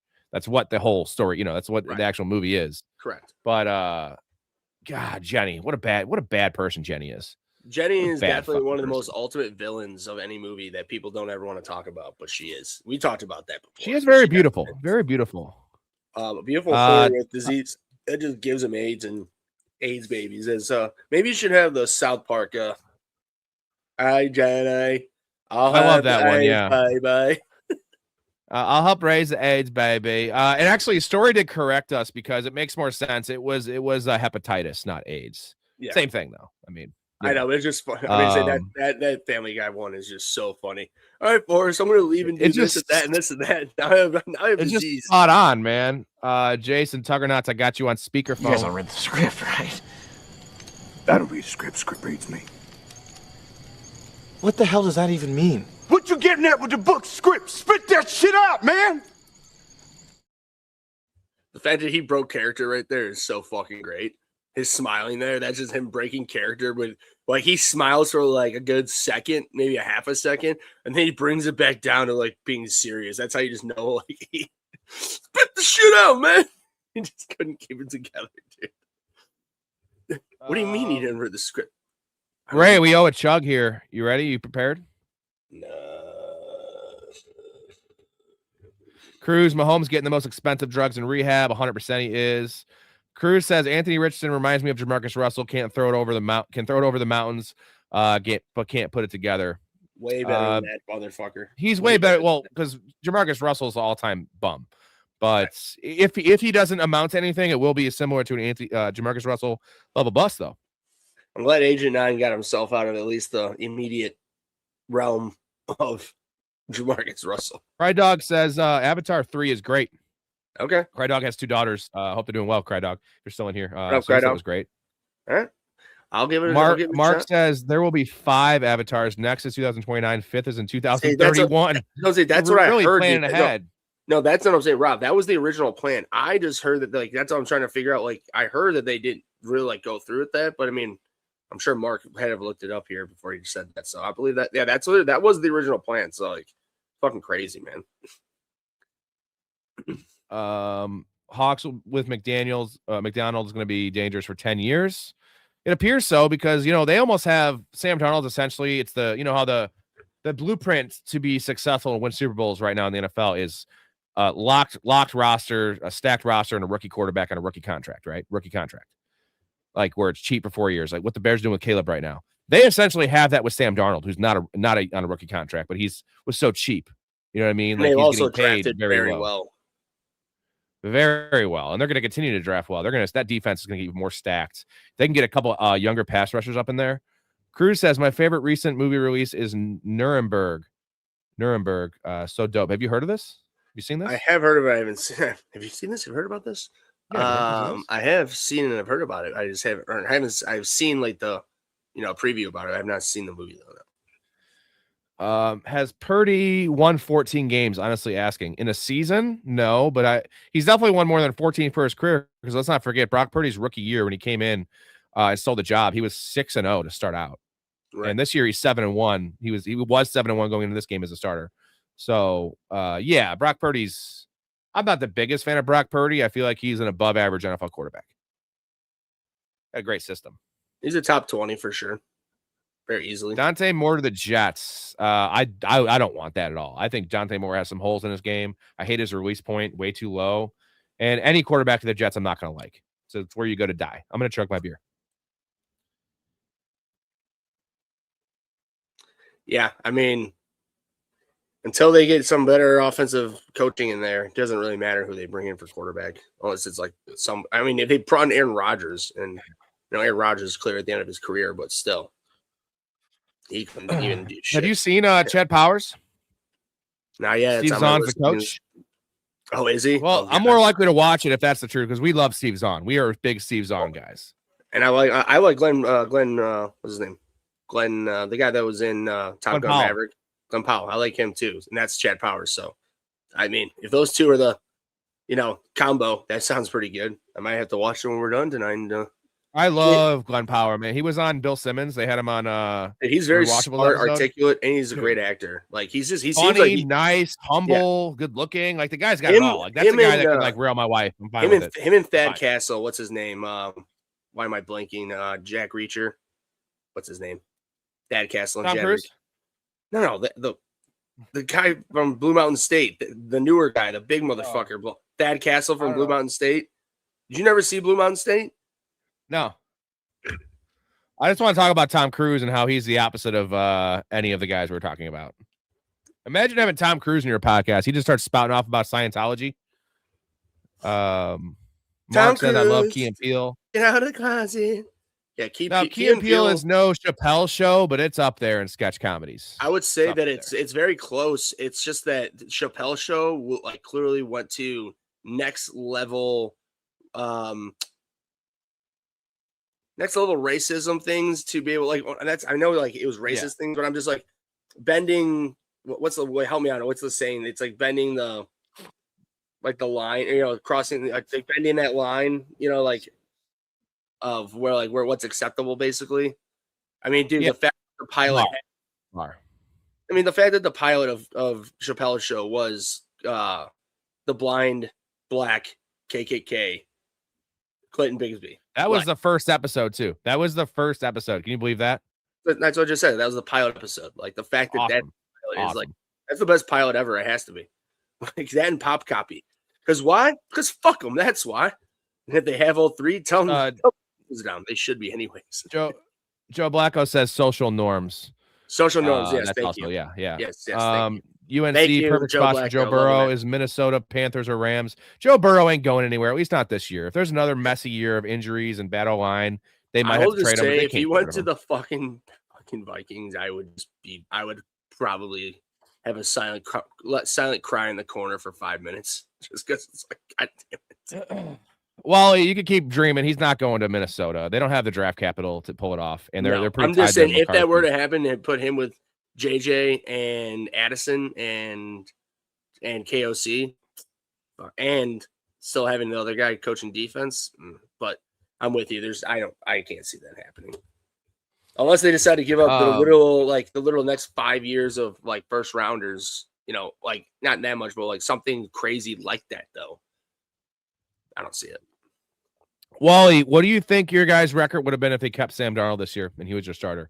Because you guys might still go 9-8. I think you have a chance from 9-8. Are you guys a 12-win team with Sam Darnold? Is he worth 3 wins? Let me know in the comments here. GT, love that Matthew McConaughey was. I would say they would be just because with that fucking guy they were starting, Max Brogner or whatever his name was, bro. Dude, rough. I'm just saying, and it was the Carson Wentz experience too. We had that for 3 games. Exactly. So I'm just saying, and the JJ and the G9, you know, I mean, like that whole, like, yeah, if you put Sam Darnold the entire year, a second year, or knows, would it be third year with KOC at that point? Yeah, I mean, they probably win the division, to be honest. As much as I don't want to say that, like, because I'm a Bears fan, but I'm saying if they had the same amount of injuries that everybody had injuries, this and that. I'm saying especially with the Lions and the Packers and whatnot, they very well might win the division with Darnold. GT loves Matthew McConaughey. He's awesome as the agent there. I love that. I love Matthew McConaughey. Super underrated. I feel like he gets a lot of hate. Who gets drafted first, Brian Thomas Jr. or Burden next year? I am gonna say Brian Thomas. If DJ Moore leaves, it's gonna be close. I think Brian Thomas is going to be a 4th rounder next year, mid to late 4th. I think Luther Burden might be in the 5th round, mid 5s. 5-6, I think. Yeah. I think honestly, Also, Brian. We got to see what happens in the playoffs too, right? That's going to go a long way. Recency bias, dude. I'm with Rob. If the Bears do get rid of DJ Moore, which I really don't want them to do, but if they do, which I mean they might, because he's owed, or they have a big contract with him. Burden just shoots way up. If he doesn't, and Burden, and DJ Moore is still there, I would stick with Rob saying that. I would say that I think Brian Thomas Jr. could still go 3rd round next year, depending on what the league is and like this and that. But I would think 4 is a more safe like area, and I think Burden would be more 5-6. But if DJ Moore to be traded, he could shoot up to fourth round. You like Impractical Jokers, Ray? I'm not the biggest fan, but I do like it. Yes, I don't watch it religiously, but like things I do see, I think it's pretty damn funny because it's like if you and I were to pull that, like you're in the car watching me, and you're, all right, Ray, go walk up to the counter and say this shit. It is pretty funny. So like again, I don't watch it religiously. It's grounded in reality. I like that. Right. I don't watch it like, oh my god, it's on. Like all right, I seek it out. But anything I ever have seen with it, it's smart, it's funny. And there's a reason it's been on for as long as it has been. So go on from Wally. What's up, Wally? Good to have you back, bro. Most overrated TV shows. Got anything that comes to mind, Ray? I got one that comes to my mind right away. It's Friends. I'm a Seinfeld guy, and like they're in a lot of circles are compared and talked about. Like not even close in my mind. Like get the hell out of here with Friends being as good as Seinfeld. We'll just say if you turned off all the laugh, I know they're not technically laugh tracks because they were both done in front of live audiences, but if you took off the laughing and just left the jokes for both shows that we're talking about, I'm sorry, because I've watched, I mean, Rob, you ever seen these videos before that I'm talking about? You ever seen Friends? No laugh tracks? Yeah, have you seen Friends without a laugh track? I have watched Seinfeld without a laugh track. Dude, I'm just saying, like, when we're done here, even just look up like 2 seconds of it. It's rough. It's like so bad because it's just like not funny. You know what I mean? Like, yeah, that's the one that comes to mind for me. I mean, like definitely. The problem is like most shows that let's put it this way: if I ever hear people say things are like overrated, this and that. Like, to be honest, like, I think, like, Weeds would be considered overrated. Did you ever watch Weeds? Weeds was good for the first, like, 3 seasons. Then, like, it was 5 or 6 seasons. Those last 2 were, like, shit. And it's sort of the same thing I've heard with Stranger Things. Like, Stranger Things was apparently awesome the first 3-4 seasons, and the last of it. Now, of course, there's plenty of people who love it, but I've seen plenty of people who were like, I loved most of it, but the last, bit, of it was not as good. You know what I mean? I don't know. So it's just... Stranger Things is similar to, I'm gonna put it on the Lost trajectory, and like I love Lost. The first 2 seasons of Lost is probably some of the best TV ever put out. The middle 2 seasons are okay, and the last season of Lost is just dog shit. Big Bang Theory. Stranger Things, I am on. Yeah, I'm not a big fan of that show. I'm just saying, I get the love. I do too, but at the same time, it's just like, I don't know. I guess. You haven't watched Stranger Things? I would watch the first season if I were you. The first season's great. After that, it's just kind of. I'm not gonna bother. Honestly, I'm literally just not even lying. I'm just not even gonna bother. You're missing out, bro. Joe Blacko says Purdy better than Love. What do you think about that? Who would you rather have, man? Purdy or Love?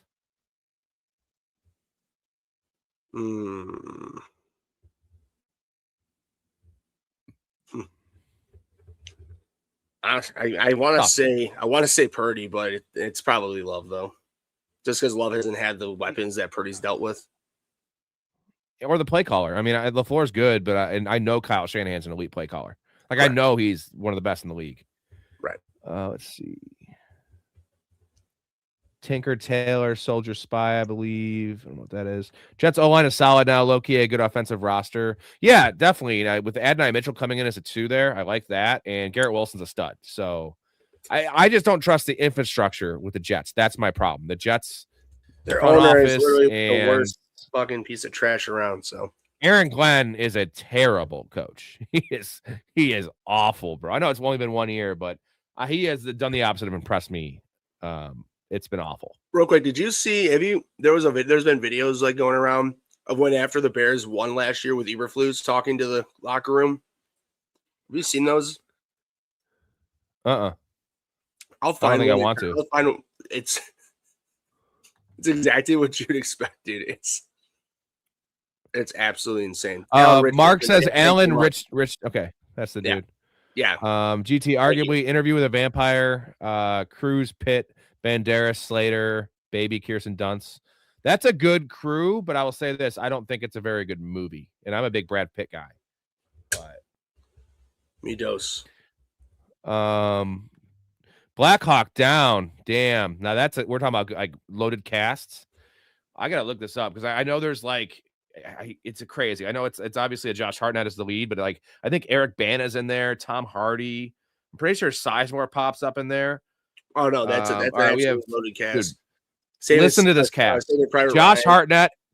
It's one of those casts where all these guys, they got them at the perfect time of their career, like right before they all blew up. Hartnett, Eric Bana, Ewan McGregor, Tom Hardy, Tom Sizemore, Orlando Bloom, William Fichtner, and Jason Isaacs. Jason Isaacs is the asshole from the Patriot. He's the evil guy in the Patriot. Right. Mm-hmm. But dude, I love William Fichtner. Jason awesome. Isaacs is a good actor. He's not in much, and that's just the first guys that pop up. Right. Love. The movie's solid. I feel like the movie should have been better with that cast. But who has an easier job? Thank you, Tosh. What's going on? Hurts or Purdy? That's a tough one. I think I know my answer. I want to hear your answer, Ray. I would probably say Hurts because they have a better defense. I think it's Hurts all around. Like, look at we're talking about weapons for Purdy. Okay, I know. Yeah, you have Ricky Pearsall part-time playing. You have Juwan Jennings, who's not great. George Kittle's awesome, but like Dallas Goedert's also good. And then you have AJ Brown, Devonta Smith, and Saquon Barkley. Like that is Barkley and CMC are probably a wash. I was gonna say, yeah, there you go. CMC is probably a better weapon, but like Barkley last year was better than anything CMC's ever done in terms of like dominating the position. And the offensive line is definitely better for Jalen Hurts. The play calling's better for Brock Purdy, so we'll give him the edge there. Right. It's close. I think Hurts has an easier job because, like you said, the defense is better. He doesn't have to do as much. And AJ Brown and Devonta Smith are just like, we forget how good those two are because they're not utilized. We don't see much of them. Devonta Smith won the fucking Heisman, so like I don't ever forget how good. Devonta Smith's awesome. I just sort of sorry, J Bob, I just keep thinking to myself, it's like, God, if they had a better quarterback in there who could throw the ball better, what could happen there? I'm saying, if you imagine Devonta Smith switching spots with T. Higgins and just having Joe Burrow throw Devonta Smith alongside Jamar Chase, he would fucking dominate, bro. He's such a technician, you know. No, that's on. That'd be fun. Yeah, he is a great route runner. He really is. Seahawks defense is legit. This is their Super Bowl. They're favorites in the NFC just based on the fact they're going to be fully healthy, like we talked about, rested, fully healthy, home field. And that's a big home field advantage, man. The 13th man is a thing there. Who is there? Who do you think is the biggest contender? You think it's the Rams? 12th man, you mean? Would you put Rams? 12th man. Yeah, no, for them, it's the 13th man. They get an extra 2. Oh, that's right. Who's the biggest contender? Rams? Yeah. Just based on them already winning a Super Bowl, having the pedigree, having Puka, having Stafford, having McVay, that defense is damn good. as much as I want the Bears to be, that defense just isn't ready yet. The offense seems to be ready, but the defense isn't. So the Bears aren't in there. Packers aren't healthy. I mean, the 49ers could be too, I guess. To be honest, I know they just got their ass whooped today, but they're still a damn good team. I'm with you. I mean, I don't know if you agree with this. I think that whatever team out of the NFC will come to the Super Bowl will be out of the West, though, at this point. Unless the Eagles. Yeah, I think Rams are most dangerous. I would say the Eagles could. They could, you know what I mean? Like, because all it takes is like a one lucky game, you know, they just play good one game. You know what I mean? Like, against, you know, like when you're like, oh, they're the under, you know what I mean? Like, that's the only team besides out of, I don't think any team in the North could do it this year. The South, same thing. So it'd be either the Eagles or somebody out of the West. Most likely. There is so much parity. We're talking about, okay, again, I'm not trying to slander Sam Darnold at all, but like Sam Darnold is known to turn into a pumpkin. Correct. And that's our favorite and our bye team in the NFC. Right. In the AFC, you have Bo Nix, inexperienced, like erratic, right? You have Drake May, possibly. Those two teams are the bye teams that might get the bye in the AFC. It's most likely going to be Denver, who have been inconsistent and pulling games out of their ass all year. The Patriots, who had the easiest schedule in the world and are still maybe 1 year away and don't have a lot of veterans. And then you have injured ass Chargers, you know, Houston, who was like left for dead after week 6. Like, there is not a favorite. I mean, maybe you could say the Seahawks are the favorite. They have Sam Darnold. So it's like, it'd be a really fun playoffs. I can't wait for our NFL playoff fantasy league. By the way, one spot open, gentlemen. Anyone wants to get in, one spot open for the fantasy league. 10 teams max total points. If you want to get in, let me know. Get in the Discord. Shout out to the Patreon members real quick. Appreciate all of you guys. If you want to get in, you're also supporting your boys. A lot of perks besides just the Discord and supporting us. Community fantasy leagues, like I mentioned, guest appearances in the pod, free merchandise, giving away a hat here in a little bit. Ray, what do we call the Discord? What do we call it? It's the place to be. It's a place to be. What do you call it, Kramer? It was. Come on, Rudy. Come on. We call it the place to be. The place to be. Yes. By the way, real quick, dude, you know what's absolutely insane is that at this point, it's really looking like that the top 2 seeds in the AFC and then the second seed in the NFC will have 2 or 3 of the top 4 quarterbacks taken in the draft. No, wait, was McCarthy taking over Knicks? He was 12th, right? And McCarthy was 11. McCarthy was before Knicks, yeah. Yeah. So okay, but either way, like these top quarterbacks, and there's gonna be 3 of them being 1, 2, and 2. Yeah. Like in their second year. And Jaden Daniels last year went to the NFC Championship game. So yeah, I mean that's 4 of them. 4, yeah, and that's fucking impressive, man. It really is. Like, I mean, I think it has a lot to do with the teams and the coaching, but like obviously you can't just take away from what these guys have done. I mean, Drake May last week, bro, like God damn, dude. Think of how bad of a spot. Think of how bad of a spot Bo Nix went into because the hole that team put themselves in. The money, dude. Trade, contract, but also the trade. And then going to the Patriots, who were just, so, you know, after Brady left, after Belichick left, we love the guy as a coach. He fucked them for like what appeared to be a decade with all those bad picks, you know, N'Keal Harry, for instance, in the first round, some of those guys. Michael Hart, not true. Stranger Things season 5 was dope and the finale was amazing. Michael, I'll let you know what I think. I am on episode 2 of season 5. It's okay. I guess I didn't like season 4. Hey, I did say there were many people who loved it. So I'm just saying that I saw plenty of people who hated it, but there are also a lot of people who loved it. I'm just saying, I'm pretty sure it was like a unanimous thing that Stranger Things was the shit for most of its entirety. And this last season has been very controversial. I'm not even talking about the gay thing with Will and all this shit. I'm just talking in general, like people just are saying the last season just not what they were hoping and was, you know what I mean? Like that's all I'm saying. So I'm just also where I'm getting at that if it's this big buildup and it's a big letdown, I'm not going to waste my time, even if like for most of it's good, to be honest. There's a lot of other things I need to watch that I'm not going to. Stranger Things might be a couple of years down the line is what I'm getting at for me. Like the perfect getaway. Yeah, it's always time to go back to it. Nick says Purdy is for sure better than Love. I don't know if you can say for sure better.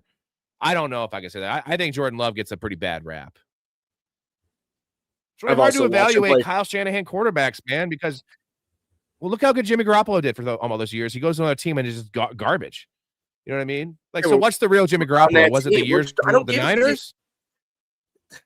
That's a dumb argument. Like when he's on that team, you want to talk about when he's off that team, including Love. If Love goes to the Raiders, yeah, I guess you can't count anyone going to the Raiders. They both go to the Raiders. I still would probably rather take Love, to be honest. You know, just in the vacuum. But ooh, the vacuum, yeah. It's just there. Joe Flacco says Glenn needs to go for sure. Now, here's the thing. Pete Carroll needs to go because his age and just like he's bad at this stage of his career. Like you can't be firing Aaron Glenn after 1 year because he's a young coach and like you paid like they can't fire. They're not going to fire him, right? No, not from what I've heard. No, but I've also heard that there might be up to 7 openings, and who knows, he could be an opening. Just saying, you know what I mean? But I feel like the way he turned around that team and the much more competitiveness that they had at the end of the year, Joe Flacco, I just feel like that just because it's the NFL, man. Like it's a lot of money just to be throwing guys away after 1 year. Now the Raiders are in Vegas. I'm sure they got crazy amount of money and ownership, obviously. So like when they fire Pete Carroll after 1 year and give him $50 million, whatever the fuck they get, I don't remember what his contract was, but it was a lot. 40 mil. What do you think about this? Dakota says, guys, we need to get off Drake May's nuts. 1 win versus winning record teams. We're versus over 500 teams. Oh, I don't agree just because you got to play who's in front of you. And I understand it seems easy. And if this is an anti-MVP Drake May case, I understand your sentiment there. But man, the eye test for Drake May is legit. And the fact that this team was so bad last year. If Jacoby Brissett started every game last year for them, they would have won 2 games. And also, look how good Jacoby Brissett played this year, Ray. So it's like Drake May is the reason teams. I know the schedule was easy, get that, but like the Niners had an easy schedule this year too, Ray. So do you want me to tell you why he's not wrong? And you want me to give let me give you a real nice little stat here to back up Iceman. So, versus winning teams this year, Drake May's numbers: 696 passing yards, 2 touchdowns, 2 interceptions, 88 passer rating. Caleb Williams: 1,159 passing yards, 10 touchdowns, 2 interceptions, 90 passer rating. So I'm just saying, the Bears also have played just as bad of a record. Probably, I mean, it has to be. The Bears have had the Bears have had a pretty good schedule, but like when they played these bad teams, Caleb's played some bad games. So just saying. I mean, I'm with you, Rob. Like, I'm not totally taking all that away from Drake May at all because he's going to win MVP. So, like, unfortunately, that's we can. If you want to get off Drake May's nuts all we want, but he's also going to win MVP. So he's balling, and it's not okay. The schedule's one thing. The weapons are terrible. He literally has Keyshawn Boutte is his number 2. That's not great, man. That's not great. And the offensive line's been banged up the last 3 weeks, and he's still performing. Tight end. Many teams would want Hunter Henry on their team. Don't you roll your eyes? Yeah, he's just a guy. He's a Cole Kmet, right? A little better Cole Kmet. Don't you roll your eyes at me, young man. Happy Saturday, brother. Let's see. What up, brother? Happy Saturday. Saturday. What a horrible game tonight. Seahawks going to fold as number 1 seed. It was a horrible game. Yeah. Seahawks defense showed up, but it was bad. It was bad. 10-3 at half. Pride Dog with a nice pull here. Road to Perdition. Great cast. Parts filmed in Geneva. That's a very interesting movie. I actually went there when they were filming there one time. Back in the day. I like period pieces for sure. Oh, dude, you and I are big historical period pieces. 100%. Dakota says Eagles versus Rams for the NFC Championship game. That could be. I mean, I have no idea. The Eagles could win the Super Bowl, or they could lose in the first round by like 15 points. You know what I mean? I wouldn't be surprised either way. Dude, I mean, the Bears can make it to the Super Bowl. Like, honestly, like they're just an opportunistic team. You know, they get a lot of turnovers. Their offense is rolling. But yeah, and they are their biggest competition. That's not a bad comment. He's not wrong, Bandit. Oh, Mal South. Thank you, my before I get to that, hold on a second. Jason, but we got a shout out to our boy Kenneth Walker. Kenneth Walker killed it tonight. Charbonnet killed it. Who should be the starter next year, Ray?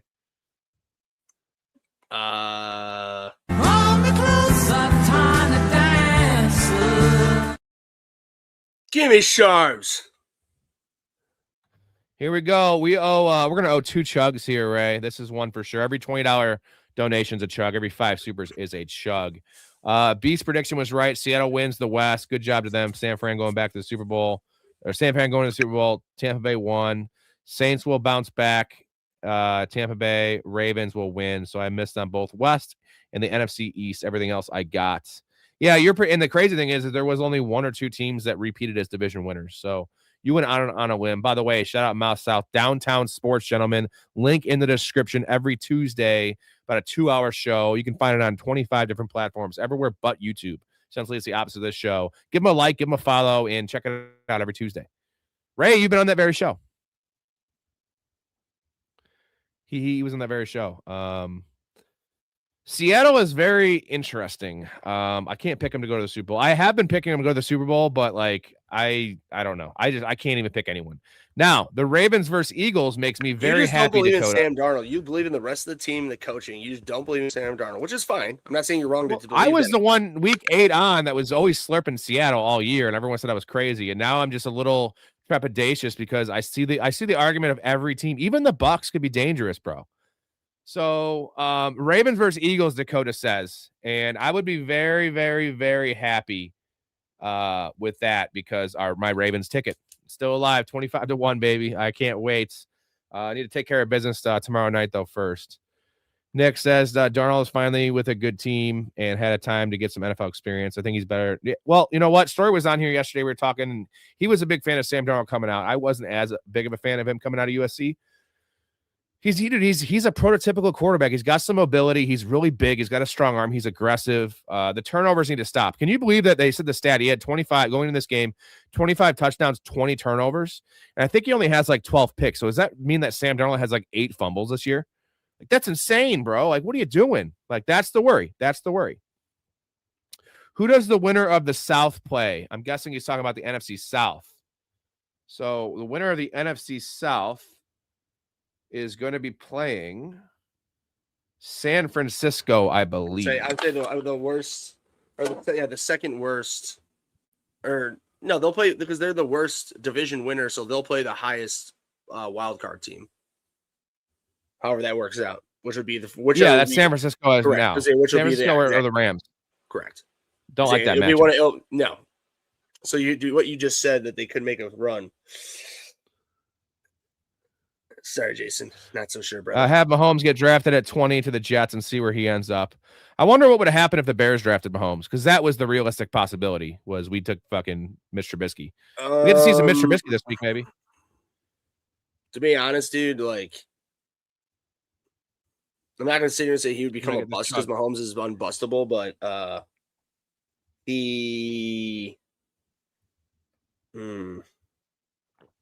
I think he would have, what would have happened is that he would have been like halfway decent, like top 20 starter, maybe 15 and, 15 to 12, somewhere in there.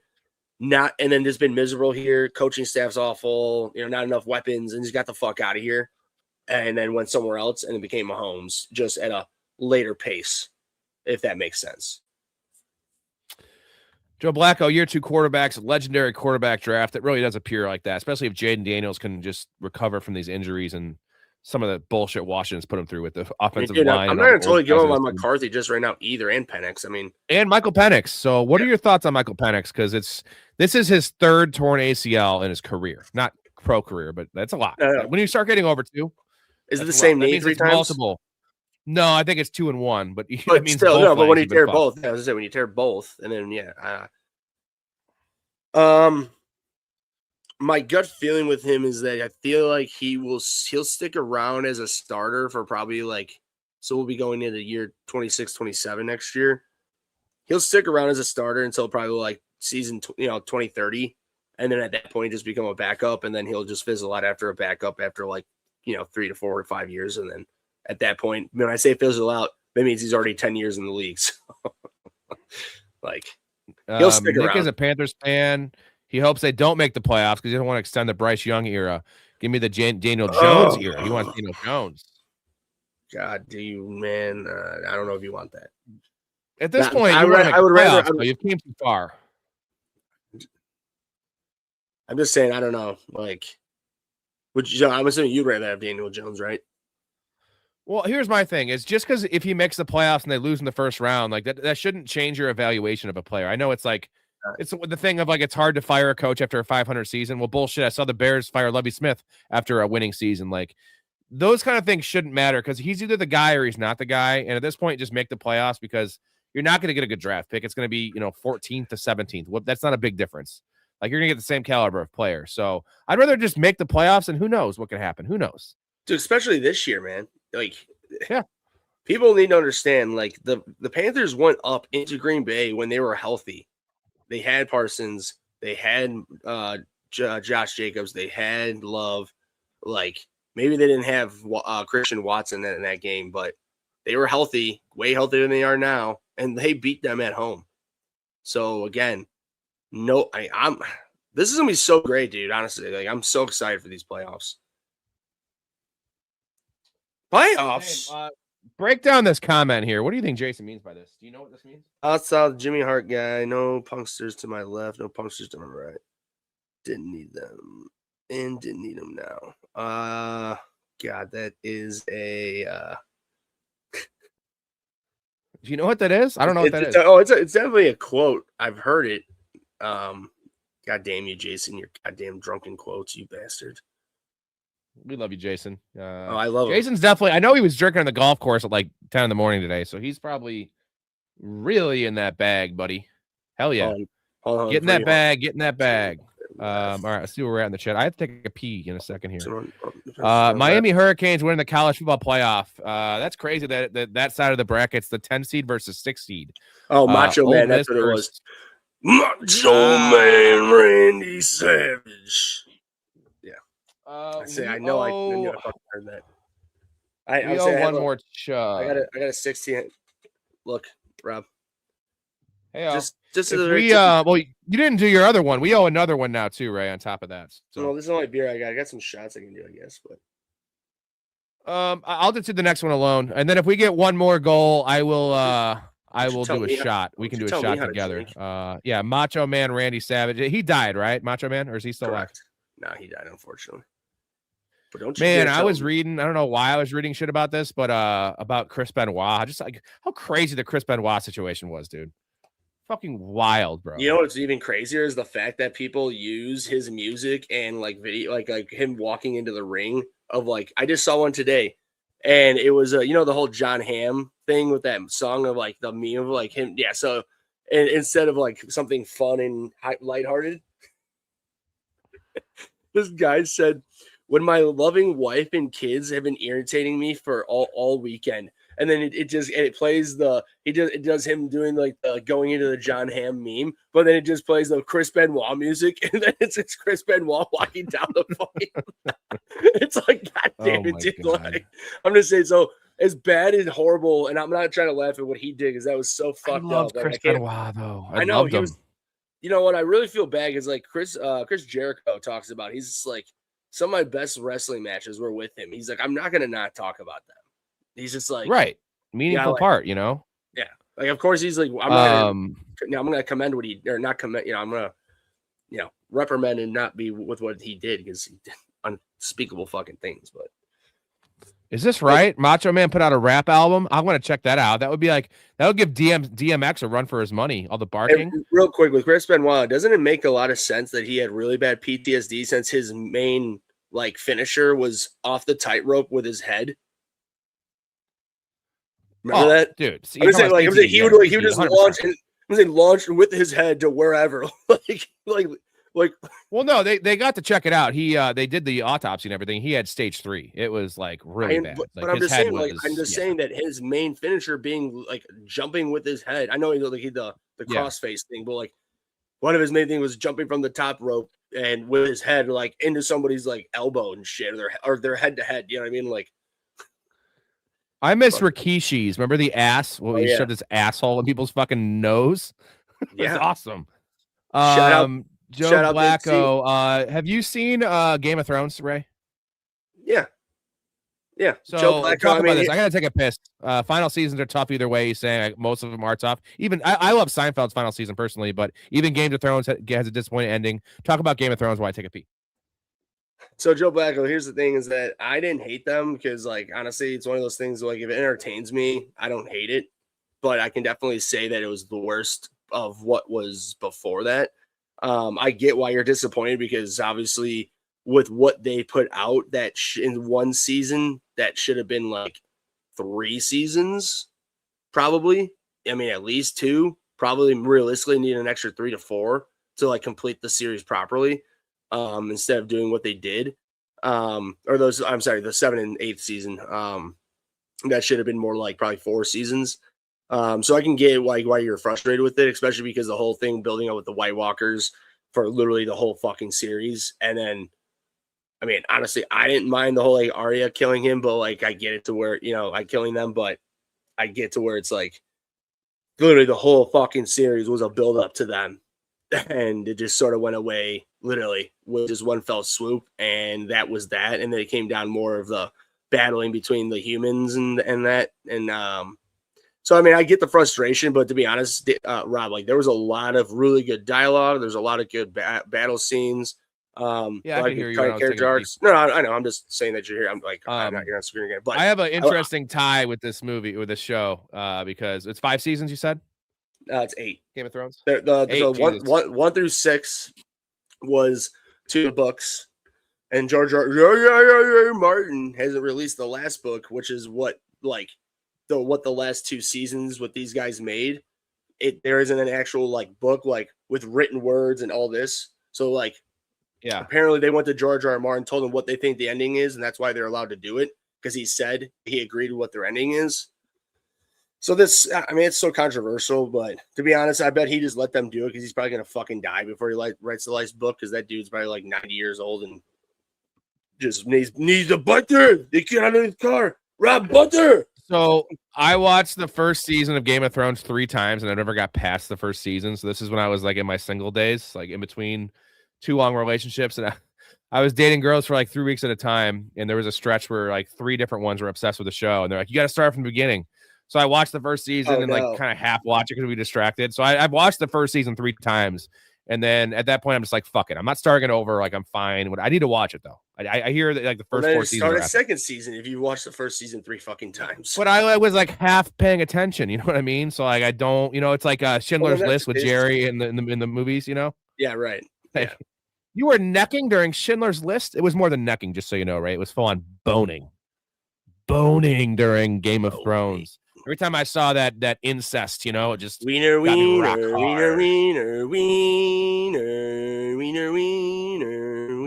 Jason says Macho Man was awesome, but Hulk sure was and will forever be the GOAT. I think you agree with that one, right, Ray? You're a big Hulk guy. My favorite is Stone Cold, but like there's no Stone Cold without the Hulk. There's pretty much no WWE and pro wrestling without the Hulk because Hulk took it in the 80s to what everybody knows pro wrestling is now. I mean, if people didn't know pro wrestling before like the 90s and 2000s, in the 60s, 70s, and 80s, it was not even close to the popularity it's now. It's a worldwide phenomenon. Then it was just a regional thing, and Hulk really took it to the whole nother stratosphere. That's why he really is the GOAT. To be honest, Rob, he just wasn't the greatest wrestler, but what he means to the sport and what he did to everything, that's why he is the GOAT. But like actual like technician and wrestling, but he is a great on the mic. I mean, fucking A. Oh yeah, and ripping his shirt was awesome too. Oh, yeah. Nick says Vrabel is the reason that the team is winning too. Mike Vrabel is a great coach. You know what? The Jets had a chance to get him. They did not want to fire Saleh and get him, and then they didn't want him this year. So that's rough. That sucks. Let's see. He's a good coach, though. Obviously. I hate how the MVP vote is just how players end the year. Stafford has had a way better season. Statistically, Stafford has had a better season. Let me ask you this question, Ray. if you swapped Matt Stafford and Drake May and you put Matt Stafford on this Patriots team and you put Drake May on the Rams team, which team is it the same situation? Who's better? Probably Drake May. Because he's more athletic, so I guess Sean McVay more options to open up his offense. So that's the idea of MVP opposed to numbers, right? Who's the most valuable player to the team? But here's also the thing, though, Nick, is that for all sports, when it comes to MVP voting and awards voting, there's always that caveat that the dude who's never won it, guy who's a Hall of Famer. To be honest, I still think that Stafford very well might win it, man. Like, Drake May's in his second year. Like, this is Stafford's, like, best statistical year. They still very well might just give it to him. And I understand your argument. So, like, usually goes to top seed quarterbacks. And, I mean, it still very well might go to Drake May. But I'm just saying, like, if I still think it's a coin flip. And I just think that, like, I'm a firm believer that dumbass voters have this thing where it's like, oh, sentimental votes, you know what I mean? And Stafford is going to be a lot of them this year. It's the career achievement vote is what the Stafford thing is. Yes. And that's why Matt Stafford might win it, because it's like Drake May should have many more chances to get an MVP, where like Matt Stafford most likely will not. Whether that be he retires, whether that be they're more run heavy next year, whether it be injury bug. This is probably Matt Stafford's last chance. He's already a Hall of Famer, but it's like one of those where if the tie goes to the runner, the tie goes to the career achievement, the old guy. Yep. Mouse says Macros album Be a Man in 03 was an entire Hulk Hogan diss track album. Imagine track after track of Macho Man dissing Hulk Hogan. So that's what it is. This is the album. Holy shit. That's crazy. Macho Man released that in 03. What the fuck? That's fucking hilarious, dude. Wow. Let's see. 03. If you looked at their game shuffled randomly side by side, Stafford is the clear MVP. Stats definitely are favoring Stafford. We're not arguing that. I just wanted to pose the thing to Ray about if you swap the two quarterbacks. And I'm not saying that Drake May is a better quarterback right now than Matt Stafford, because Matt Stafford's got all the experience in the world. But here's the other thing. Matt Stafford has Devontae Adams, first ballot Hall of Famer, and Puka Nacua, who's probably the best receiver in the NFL right now. He's throwing to those guys. And he has Sean McVay.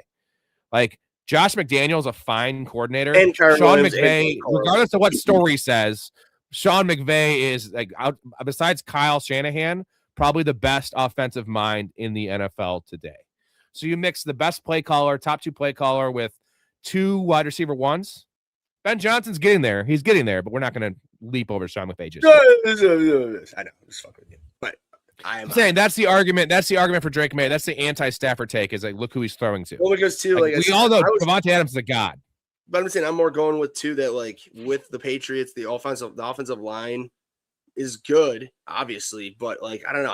I watched a lot of Patriots games, maybe because it's because Drake May is way more like not even close, like way more athletic, to where like they obviously have their offense much more padded to have those type of things to be opening up for him, compared to where the Rams are having their offense. It's like, well, 3 seconds, get the ball out of your hand. That's it. You know, like no more than 3 seconds.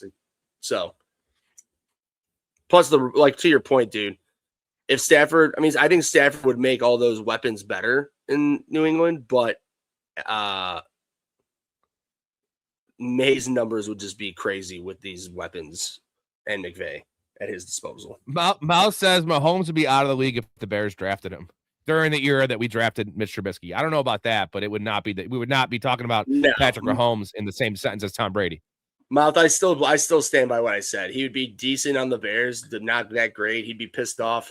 He'd leave and be what he became on a different team. At least if he went to a good situation. Let me preface it that. Well, let's think about this though. The double doink did happen. That was with Trubisky. So like, obviously they're not even close to talented wise. Like, it's Mahomes would have probably led that team to a Super Bowl, right?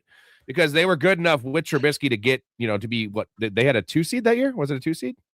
Yeah. So I'm saying, like, maybe he still would have won with the Bears, but he wouldn't be going for 4 Super Bowls or have 4 Super Bowls. He called him Eberpuss. Eberpuss would have destroyed him. You love Matt Eberflus. Oh yeah. Yeah. He's Mouse been on this one for a while. Winner. Penix to the Cardinals. I don't know what they're going to do with Penix because do they trade him? It's hard to trade damaged goods. Like, what are you going to get for him coming off the multiple ACLs? Like, what are you going to get for him? Third rounder? Do they want to give up on him like that?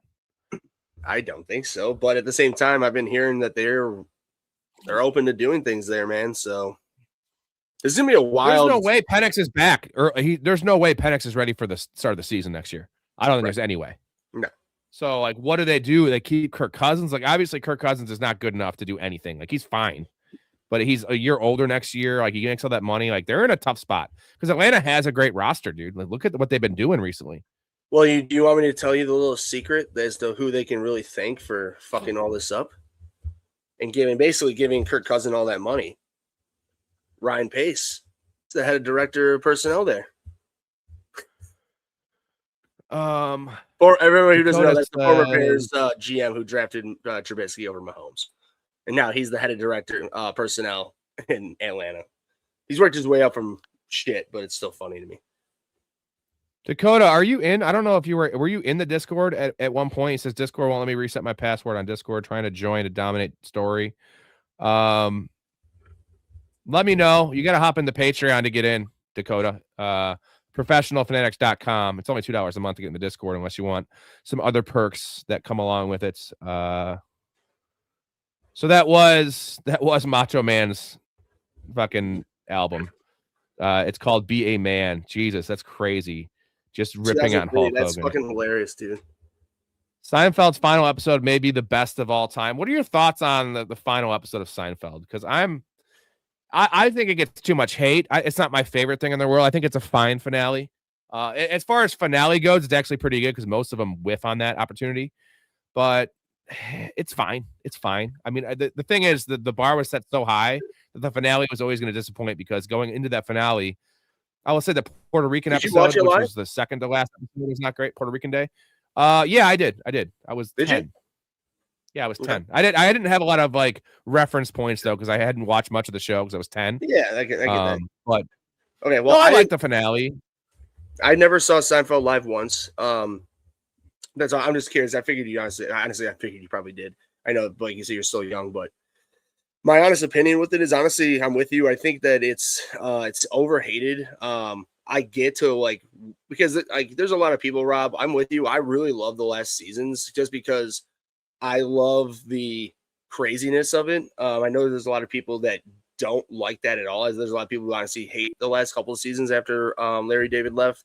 But going back to the finale, though, I like it though because it just like what I really liked about it is that they brought back every person that was a major funny situational character that they fucked over and showed their horribleness to, and it just literally just bringing back every little clip and just having these people come back, years later and just doubling down the horribleness of these people to then at the very end, like put them in jail in the same cell together, which if that really happened, Elaine would be getting trained for the whole year. Yeah. How she was in the first place is unreal, but but I'm just saying, I honestly think it was poetic just to like have them all be in the same cell for a year to just like stew with their shit to like understand. It's like their hell, right? It's their hell because they built hell on but earth. The best part is like the way that people. But the best part about it is that I think the very way as it's zooming out and they're talking to each other in the cell, and Jerry's just like, well, really, like it's all gonna be like this, like so they're already talking like they don't really like give a shit. They're not sorry for the horribleness they did to all these people that they're in jail for a year. They're just talking like, well, like in reality, it's just like it'll just be like a week, like a month, like it won't be I have all a couple thoughts on the final two seasons. They're my favorite two seasons, honestly. And even without Larry David was such a genius. He laid the groundwork and his character development had gone so far in all these characters that the shows wrote themselves at that point. Right. You know what I'm saying? They just took it up a notch. It was crazier. And Dakota says, real quick, Dakota, the payout and buy-in of the fantasy league, the NFL playoff fantasy league, we have one spot left if you want to get in. It's $100 buy-in. We have to vote on the payout. It's total points. It'll most likely be like 650, 350 or whatever. We'll do something with that. It's essentially like best ball. Yeah, it's not. You have to start a lineup, but it's total points. You still have to start your lineup. but there's no matchups.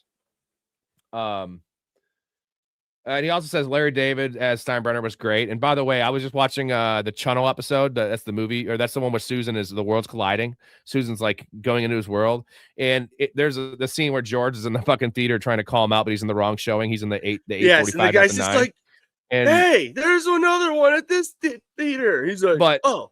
Larry David is in, so he's the one in the movie where he's like talking about the channel. He's like, this is not the channel. Yeah, like he's actually like, he's like actor in the movie, right? Yeah, and like, right. Yeah. There's so much little. He's the man in the cape, obviously. Yeah, Frank's lawyer. I was just watching that episode. By the way, why does your dad have a man? Why is your man in the cape? Why is my dad talking to a man in a cape? Why is a man in a cape talking to my dad?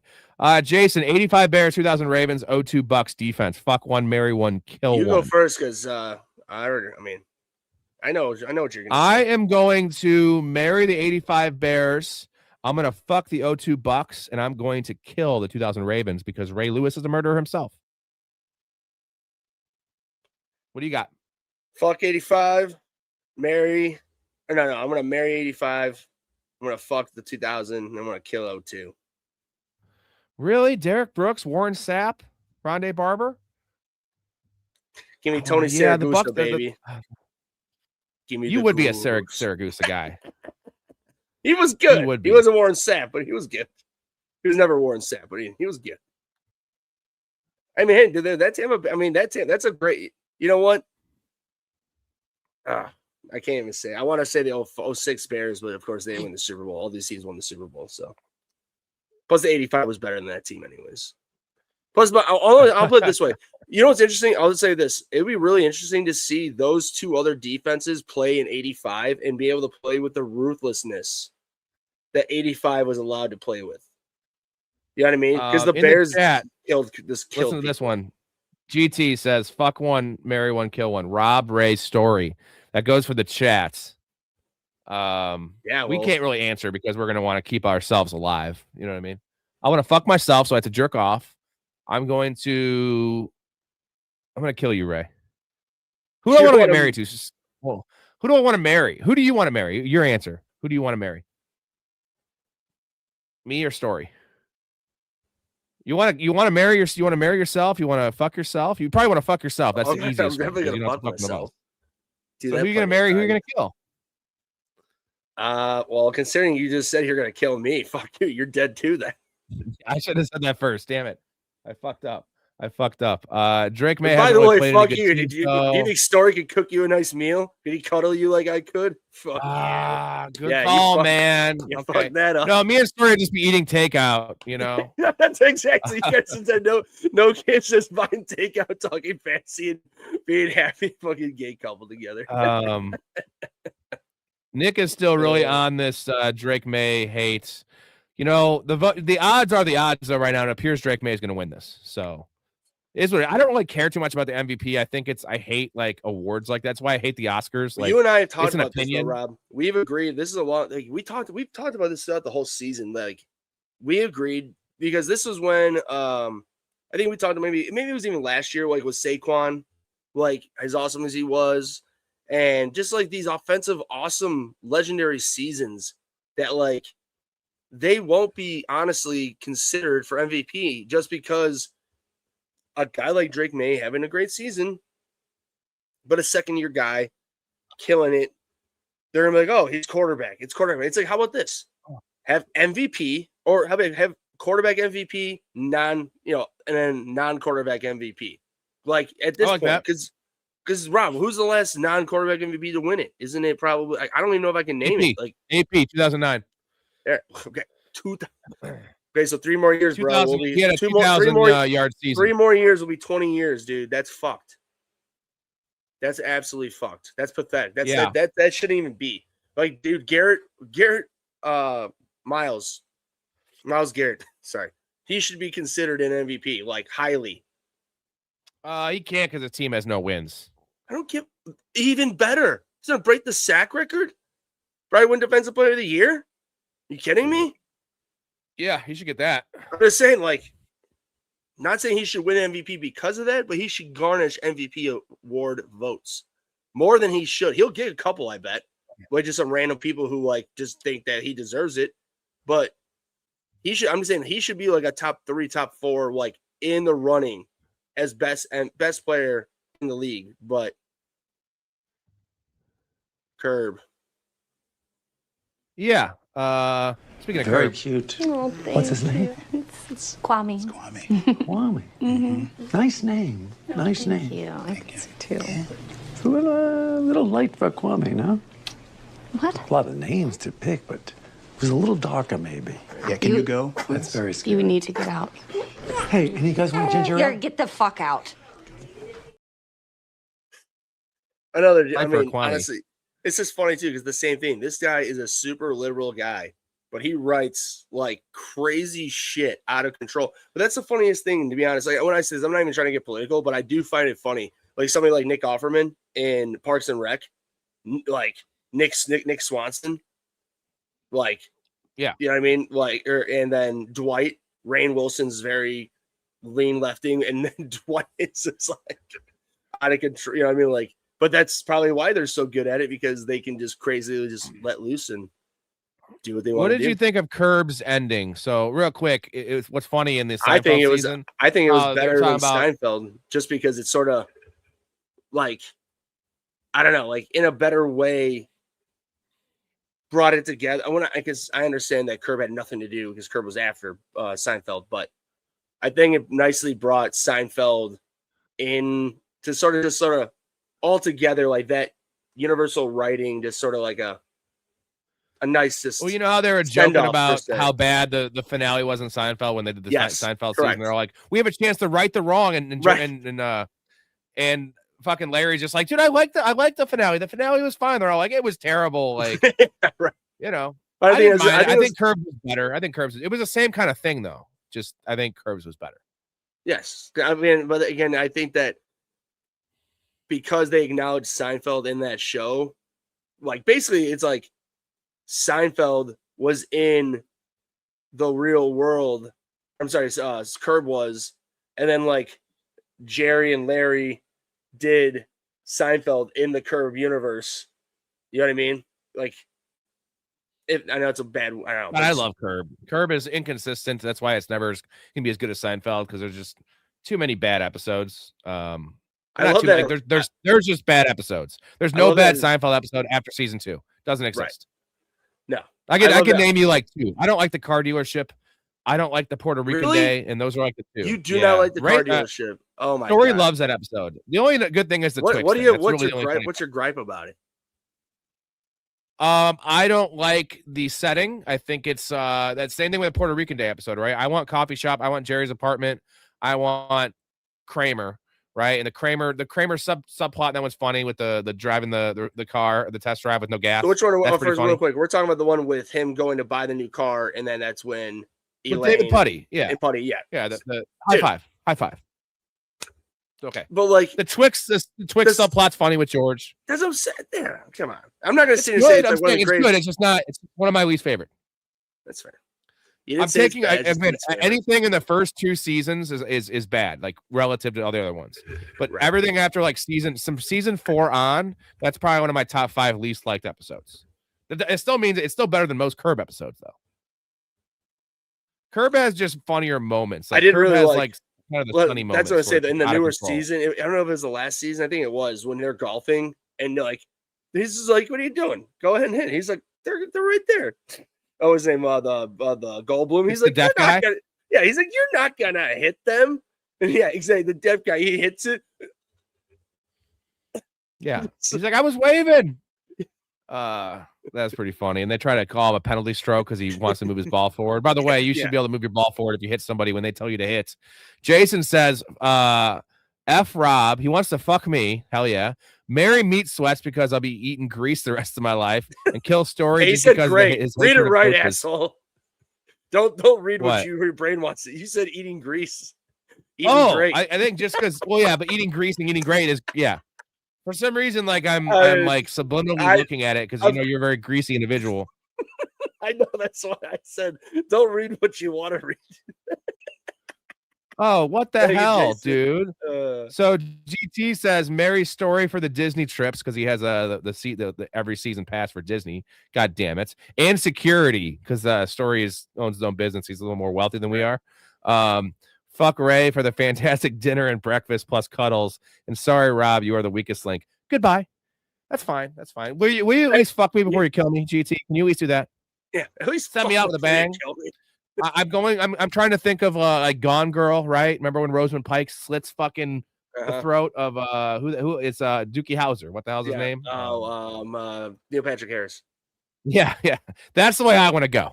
Okay. And I want Rosamund Pike. I want her to be the one that does it. So you have to hire Rosamund Pike or wear a mask of Rosamund Pike and box cutter my fucking neck while I'm coming. Fine with that. Cool. Most important part. Is that too detailed? Have I thought too much into this? Clearly. Yeah, I have. All right, we're finally cut up to the comments. We'll stick around for a little bit longer. Get a couple more in.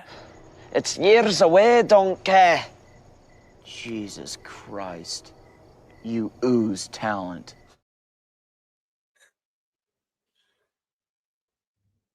Oh my God. The part of Rochelle will be played by Janice Graham. Janice? What happened to Bette Midler? Oh, she got hurt. No, Bette Midler.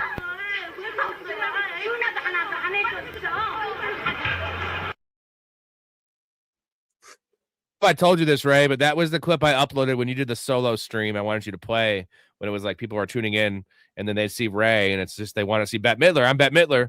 And then no Bette Midler. Oh, I was it's funny because I was literally just thinking of the one with Donna Chang. You're not Chinese. Yeah, Donna Chang. It's short for Changstein. Oh, you don't say. You should probably think about changing your name. Oh my God, I just love that. He's like, you're not Chinese. Fucking George's mom. I'm actually so since we're gonna be doing for all you guys in the chat, we're gonna be doing like a 10 episode, 10 different night Seinfeld like extravaganza going through season by season. And I think we decided on doing seasons 1 and 2 combined just because the first season's only 5 episodes and it's bad. The second season is not that much better. And I'm watching the first season again. And those are my probably least watch episodes because if ever I rewatch, I just never go back to those. And it's so bad. I mean, the stock tip's pretty good, but like Kramer's not funny. Elaine doesn't even have any character development. George is the only thing that's like kind of holding it together. George, that's Jerry it. isn't even. Jerry, I'm saying it's Jerry and George, and like barely that though. Like I'm surprised they were able to make it to the third season, dude. Like those first 2, but it was different because it was about nothing. You know what I mean? Like, right? It was a different show, but like those first 2 are definitely. That's one of like when I ask people, have you ever watched Seinfeld? And they're like, oh, a little, and I'm like, okay, how about this? Start season 3 and just go from there, and let me know what you think. If you hate it, you hate it. You just don't get the comedy, in my opinion. Like, that's what you probably don't like it. Because, of course, dude, I try to tell my coworkers who are younger than me to watch it, and they're just like, I don't get it. It's like, You got to start. Yeah, it's also a timepiece, but you got to start season 3. And, like, the funniest thing is, like, Jerry wasn't even Jerry because Jerry has become so neurotic. And, like, you know how, like, he has all these hot girls? And, like, he always just breaks up with them for the dumbest reason. And the first episode, the pilot, is literally this not even that attractive chick that's coming in to stay with him. She ends up being like engaged, right? And like that's the weirdest thing is because like that's not in Jerry's character at all. He's like falling for this girl. He barely knows that it isn't sexy at all, and just not. It's just weird. GT, my wife put on Mulan, the original animated one, and asked, "Do you think any of the voice actors were actually Asian?" I believe that's why that there was a big pushback with that. There were people who were Asian, but the entire cast wasn't. Hence, when they made the live action one, that changed. But I'm not. I don't know. I'll just look right now, but I'm pretty sure. I mean, he must know. So let me just. Jason says 16 Candles. One of my favorites stereotype characters. Okay, well, ever. first off, Eddie Long Duck Dong. Eddie Murphy's the fucking. He said it, Long Duck Dong. Oh yeah, Long Duck Dong is just amazing, dude. Dude, I see a lot of Asian people in this. So 1, 2, 3, 4, 5, 6, 7. Well, the 8, whole cast 9. should be Asian, though, right? Okay, well, the dragon was black. Okay, they want to get a little more diversity in there that wasn't white. How about that? Was Eddie Murphy just required to wear like a kimono when he was doing the voice acting? No, it wasn't. No, it was the animated one I'm talking about. You know, like the red dragon. Yeah, I'm saying, but but did he just have to wear it when he was doing the voices? You know? No, just of course to have not. the spirit of being. Probably had some fried chicken and waffles. Did they make him eat with his fried chicken and waffles with chopsticks? Chopsticks? Yeah. Yeah. By the way, have you seen tried to eat with chopsticks? Yeah, I can do it. Can you not do great. it? I can, but not great, but I can do it. Yes. I can't. By the way, it, that like, reminds me of an amazing curb. Remember the it's the Denise Handicap episode where Larry runs into the two people and they have the Asian baby they adopted, and he's like, "Let me ask you this." He's like, "Have you tried to give her chopsticks? Is she better with chopsticks than a fork?" And they're like, "No, she eats with a fork." He's like, "Well, maybe just give her the option, you know." And like, I wonder, if you gave an American baby the same chopsticks, she probably wouldn't do very well. And they're just like, "What the fuck, Larry?" Like, who says that shit? I mean, it's a valid comment, but it's fucking terrible. No, Cream of some young boy. What is that from? Cream of some young boy. That is. I believe that is. That's. I want. I think I know, but let me just double check. I know. It's right on the tip of my fucking tongue. It sounds like it's young boy. It sounds like. It sounds like. It's Wayne's World. Wayne's World. Wayne's World. That's what it is. Yeah. Wayne's World. I got it. Yeah, it's just party time. I got that one. I got it before you said it. Cream of some young boy. Do you like Wayne's World? Yeah. The second one's kind of a mess, bro. The whole like Doors subplot, the dream sequences. First Wayne's World's epic. By the way, wasn't really shot very much in Aurora, but like it takes place in Aurora, Illinois. That is literally 15 minutes from my house. Aurora, right down the street. Rob never goes there for good reason. Oh, I do play golf there. No, it's not as bad as you think. I used to work there. We got a new Patreon member. Who is that? Florida. Who is that? Is that do the Steelers have a shot tomorrow? Yes, of course they do. Is that Dakota? Is that you, Dakota? Hey, Dakota, I'm going to send you an email here when I get off. Give me like 5 or 10 minutes. I will send you an email. Appreciate you, brother. I already said obviously they do, but I said they do. I mean, dude, the Ravens have just been a mess, dude. I know that. I mean, let's put it this way: if they just stick to what they did last week and feed the king, like they should, they very well will win that game. Because with no TJ Watt, that defense, I know TJ Watt. Do you think TJ Watt's overrated a little bit? When I say a little bit, I'm not saying like he's. I think he still deserves to be in the Hall of Fame. Do I think TJ Watt's overrated? Yeah.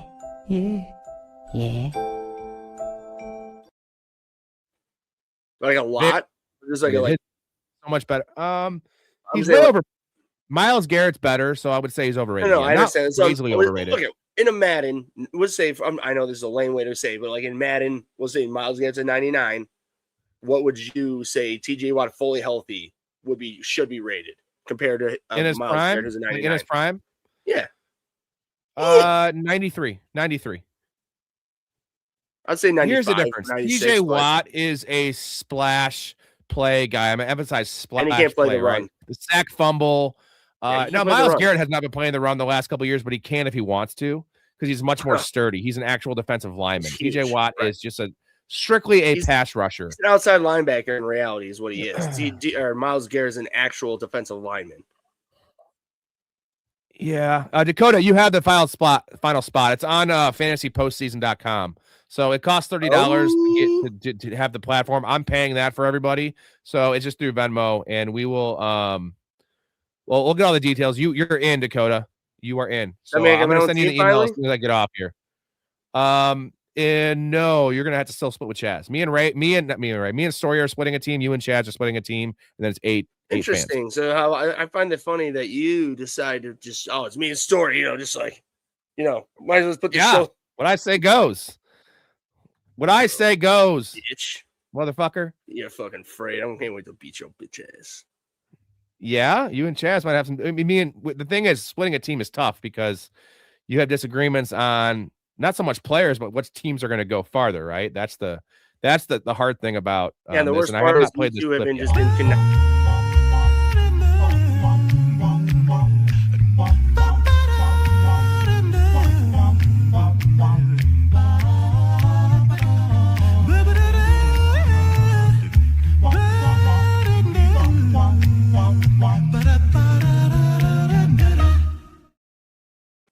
Real quick, do you think before you read Jason's comment that when they show the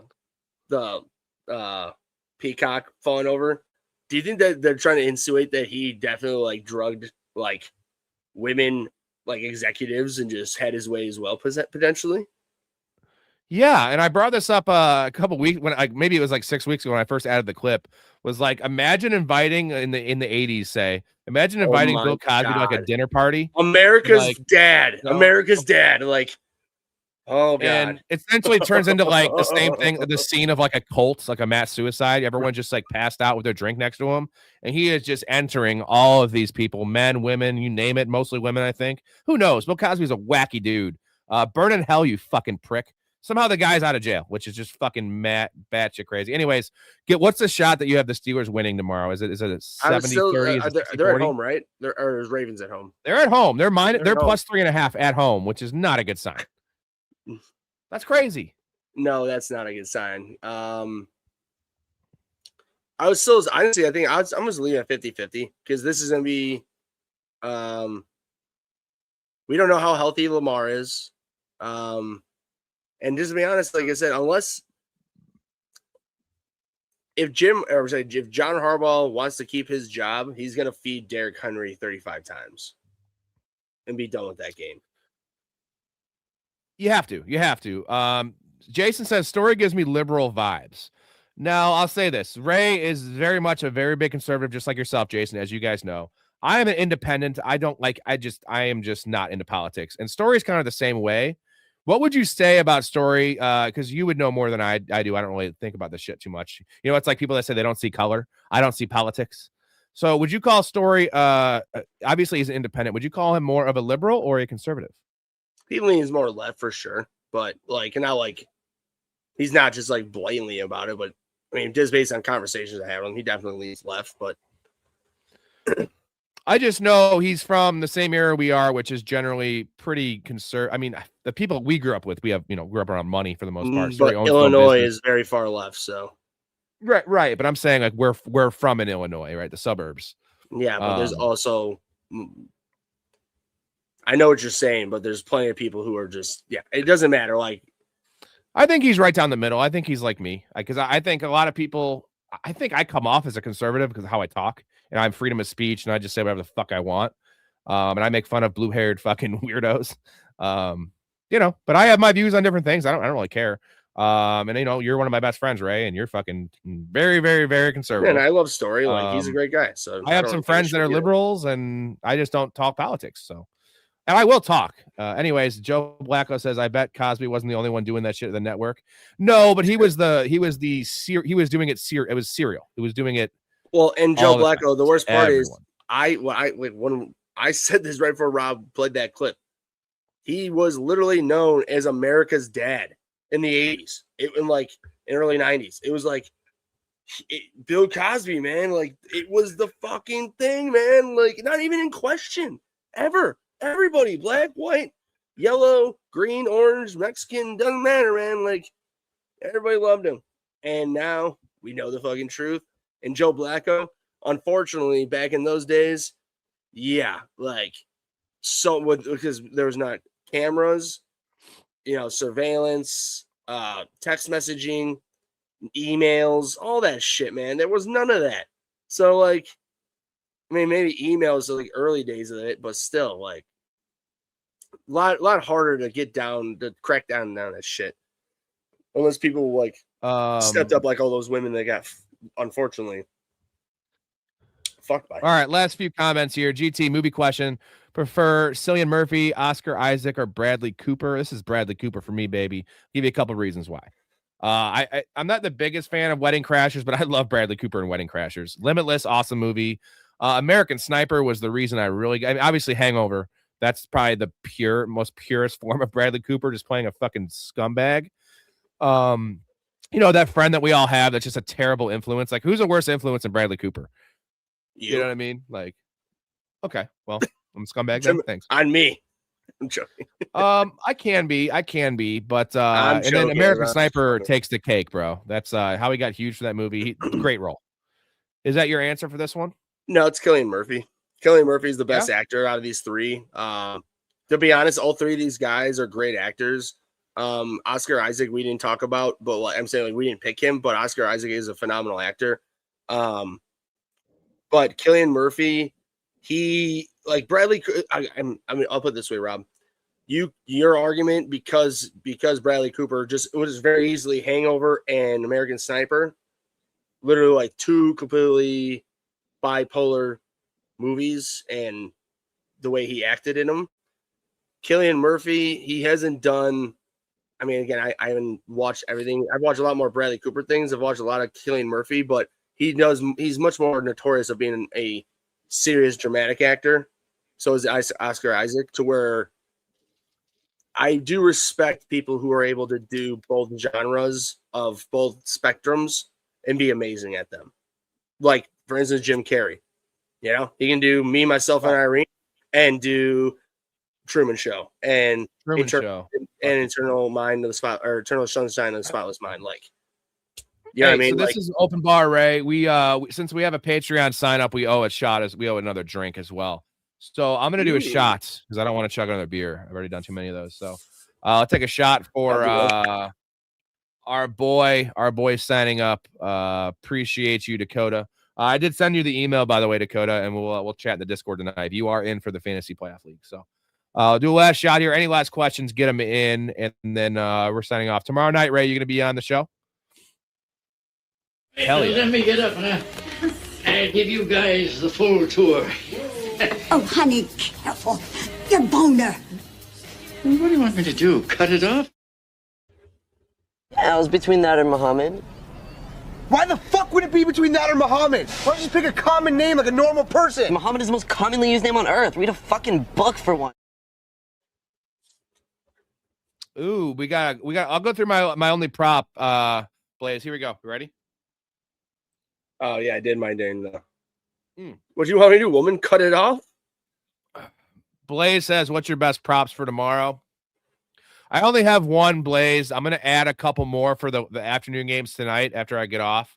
It's going to be a light week for me because of all the teams that are tanking and shit. But we'll go through. Blaze, you need to get in the Discord, bro, and get access to the bets as I place them, because this one is essentially gone up 3 or 4 yards. So we'll go here.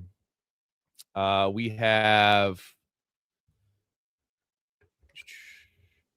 So today we had Tommy Tremble over 15.5 receiving yards. That one smashed in the third quarter. He had 38 yards. Sam Darnold over 4.5 rushing yards. He ended with 8 because he had 3 kneel downs. But why do they do that? Like, that's such an easy. I mean, it's honestly, Rob. Dude, you want to hear what's crazy about that, Ray? Is Sam Darnold? Listen to this. Sam Darnold opened up at 10.5. I saw it 10.5. It opened at, and then it must have got hammered down to 4.5. So here's the crazy thing. Technically, 10.5 hit, under 10.5 hit, under 9.5 hit, because he ended up with 8 because he had 3 kneel downs. That's what I want to ask you. They got destroyed on that one. Okay, well, can you answer me the question is how the fuck do they go from 10.5 and then to 4.5? Is it just the fucking public just like going against it? Yeah, so I'm guessing a lot of people bet the under, because 10.5 is the highest number he's been set at since like week 1. Typically, he's gone in the 4, 5, and 6 range because when he scrambles, he'll have like 15 or 18 in a game. Other than that, he has a lot of games with 0, and not to mention they win a lot of games, so he's getting 2 or 3 kneel downs in these games.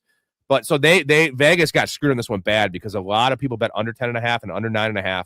Then I didn't see it anywhere else. It went right down to 4.5, and then everyone probably bet the over on that, so they probably lost both ways, bro, because he ended at 8 yards. Anyways, as you know, I've made a lot of money on quarterback rushing props this year. And in particular, I'm 4-1 on Sam Darnold's rushing props, which has been a really nice win for me. The one I have for tomorrow night's game is the only one I have set right now is Lamar Jackson over 25.5 rushing yards. By the way, guys, we're 86-50 on the year.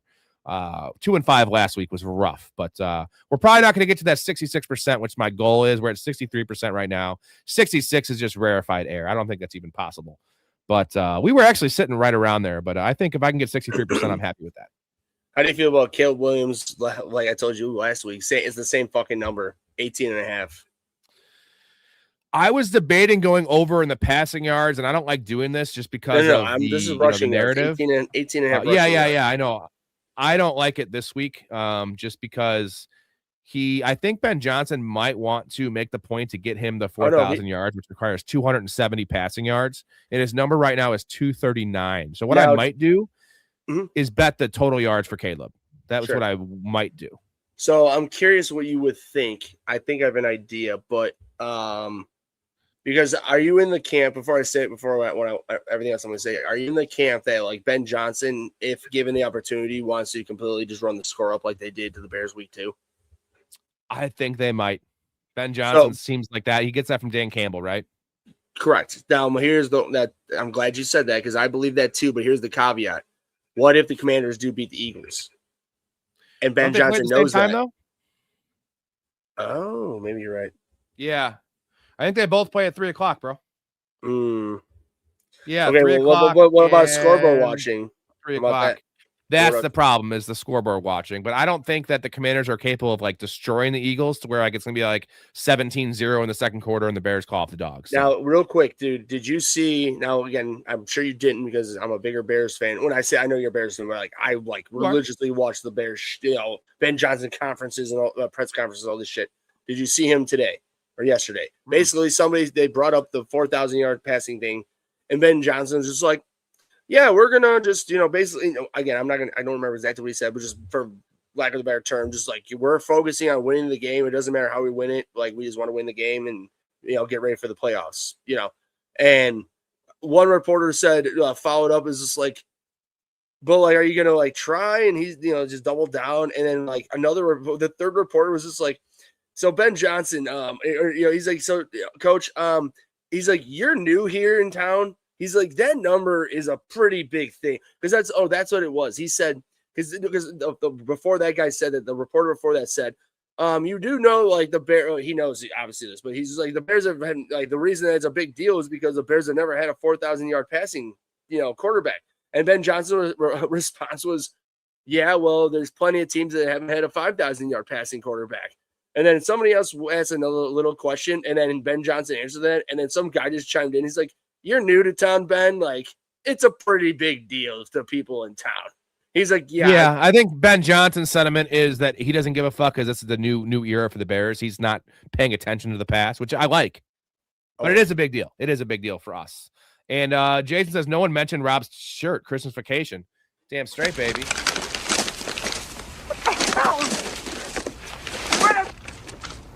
Damn it! Damn it! God damn!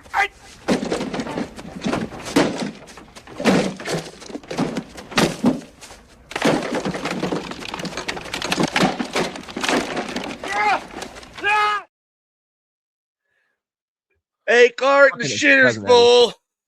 Cousin Eddie's the best. And the best part is that obviously it's not his actual cousin. It's Ellen's, right. It's Ellen's cousin, which makes it funnier.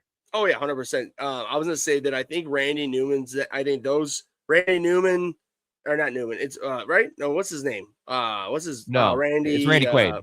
Quaid, thank you. Yes, Randy Newman is the singer. That's the fucking deep down in the ocean when South Park made fun of him fucking he's in like all those Disney movies. No, I'm sorry, but yeah, Randy Quaid, his two biggest fucking movies happened not back to back, but Cousin Eddie and fucking Hey Boys, I'm back. Independence Day, baby. Yeah. By the way, did you know that Randy Quaid has a fucking Oscar?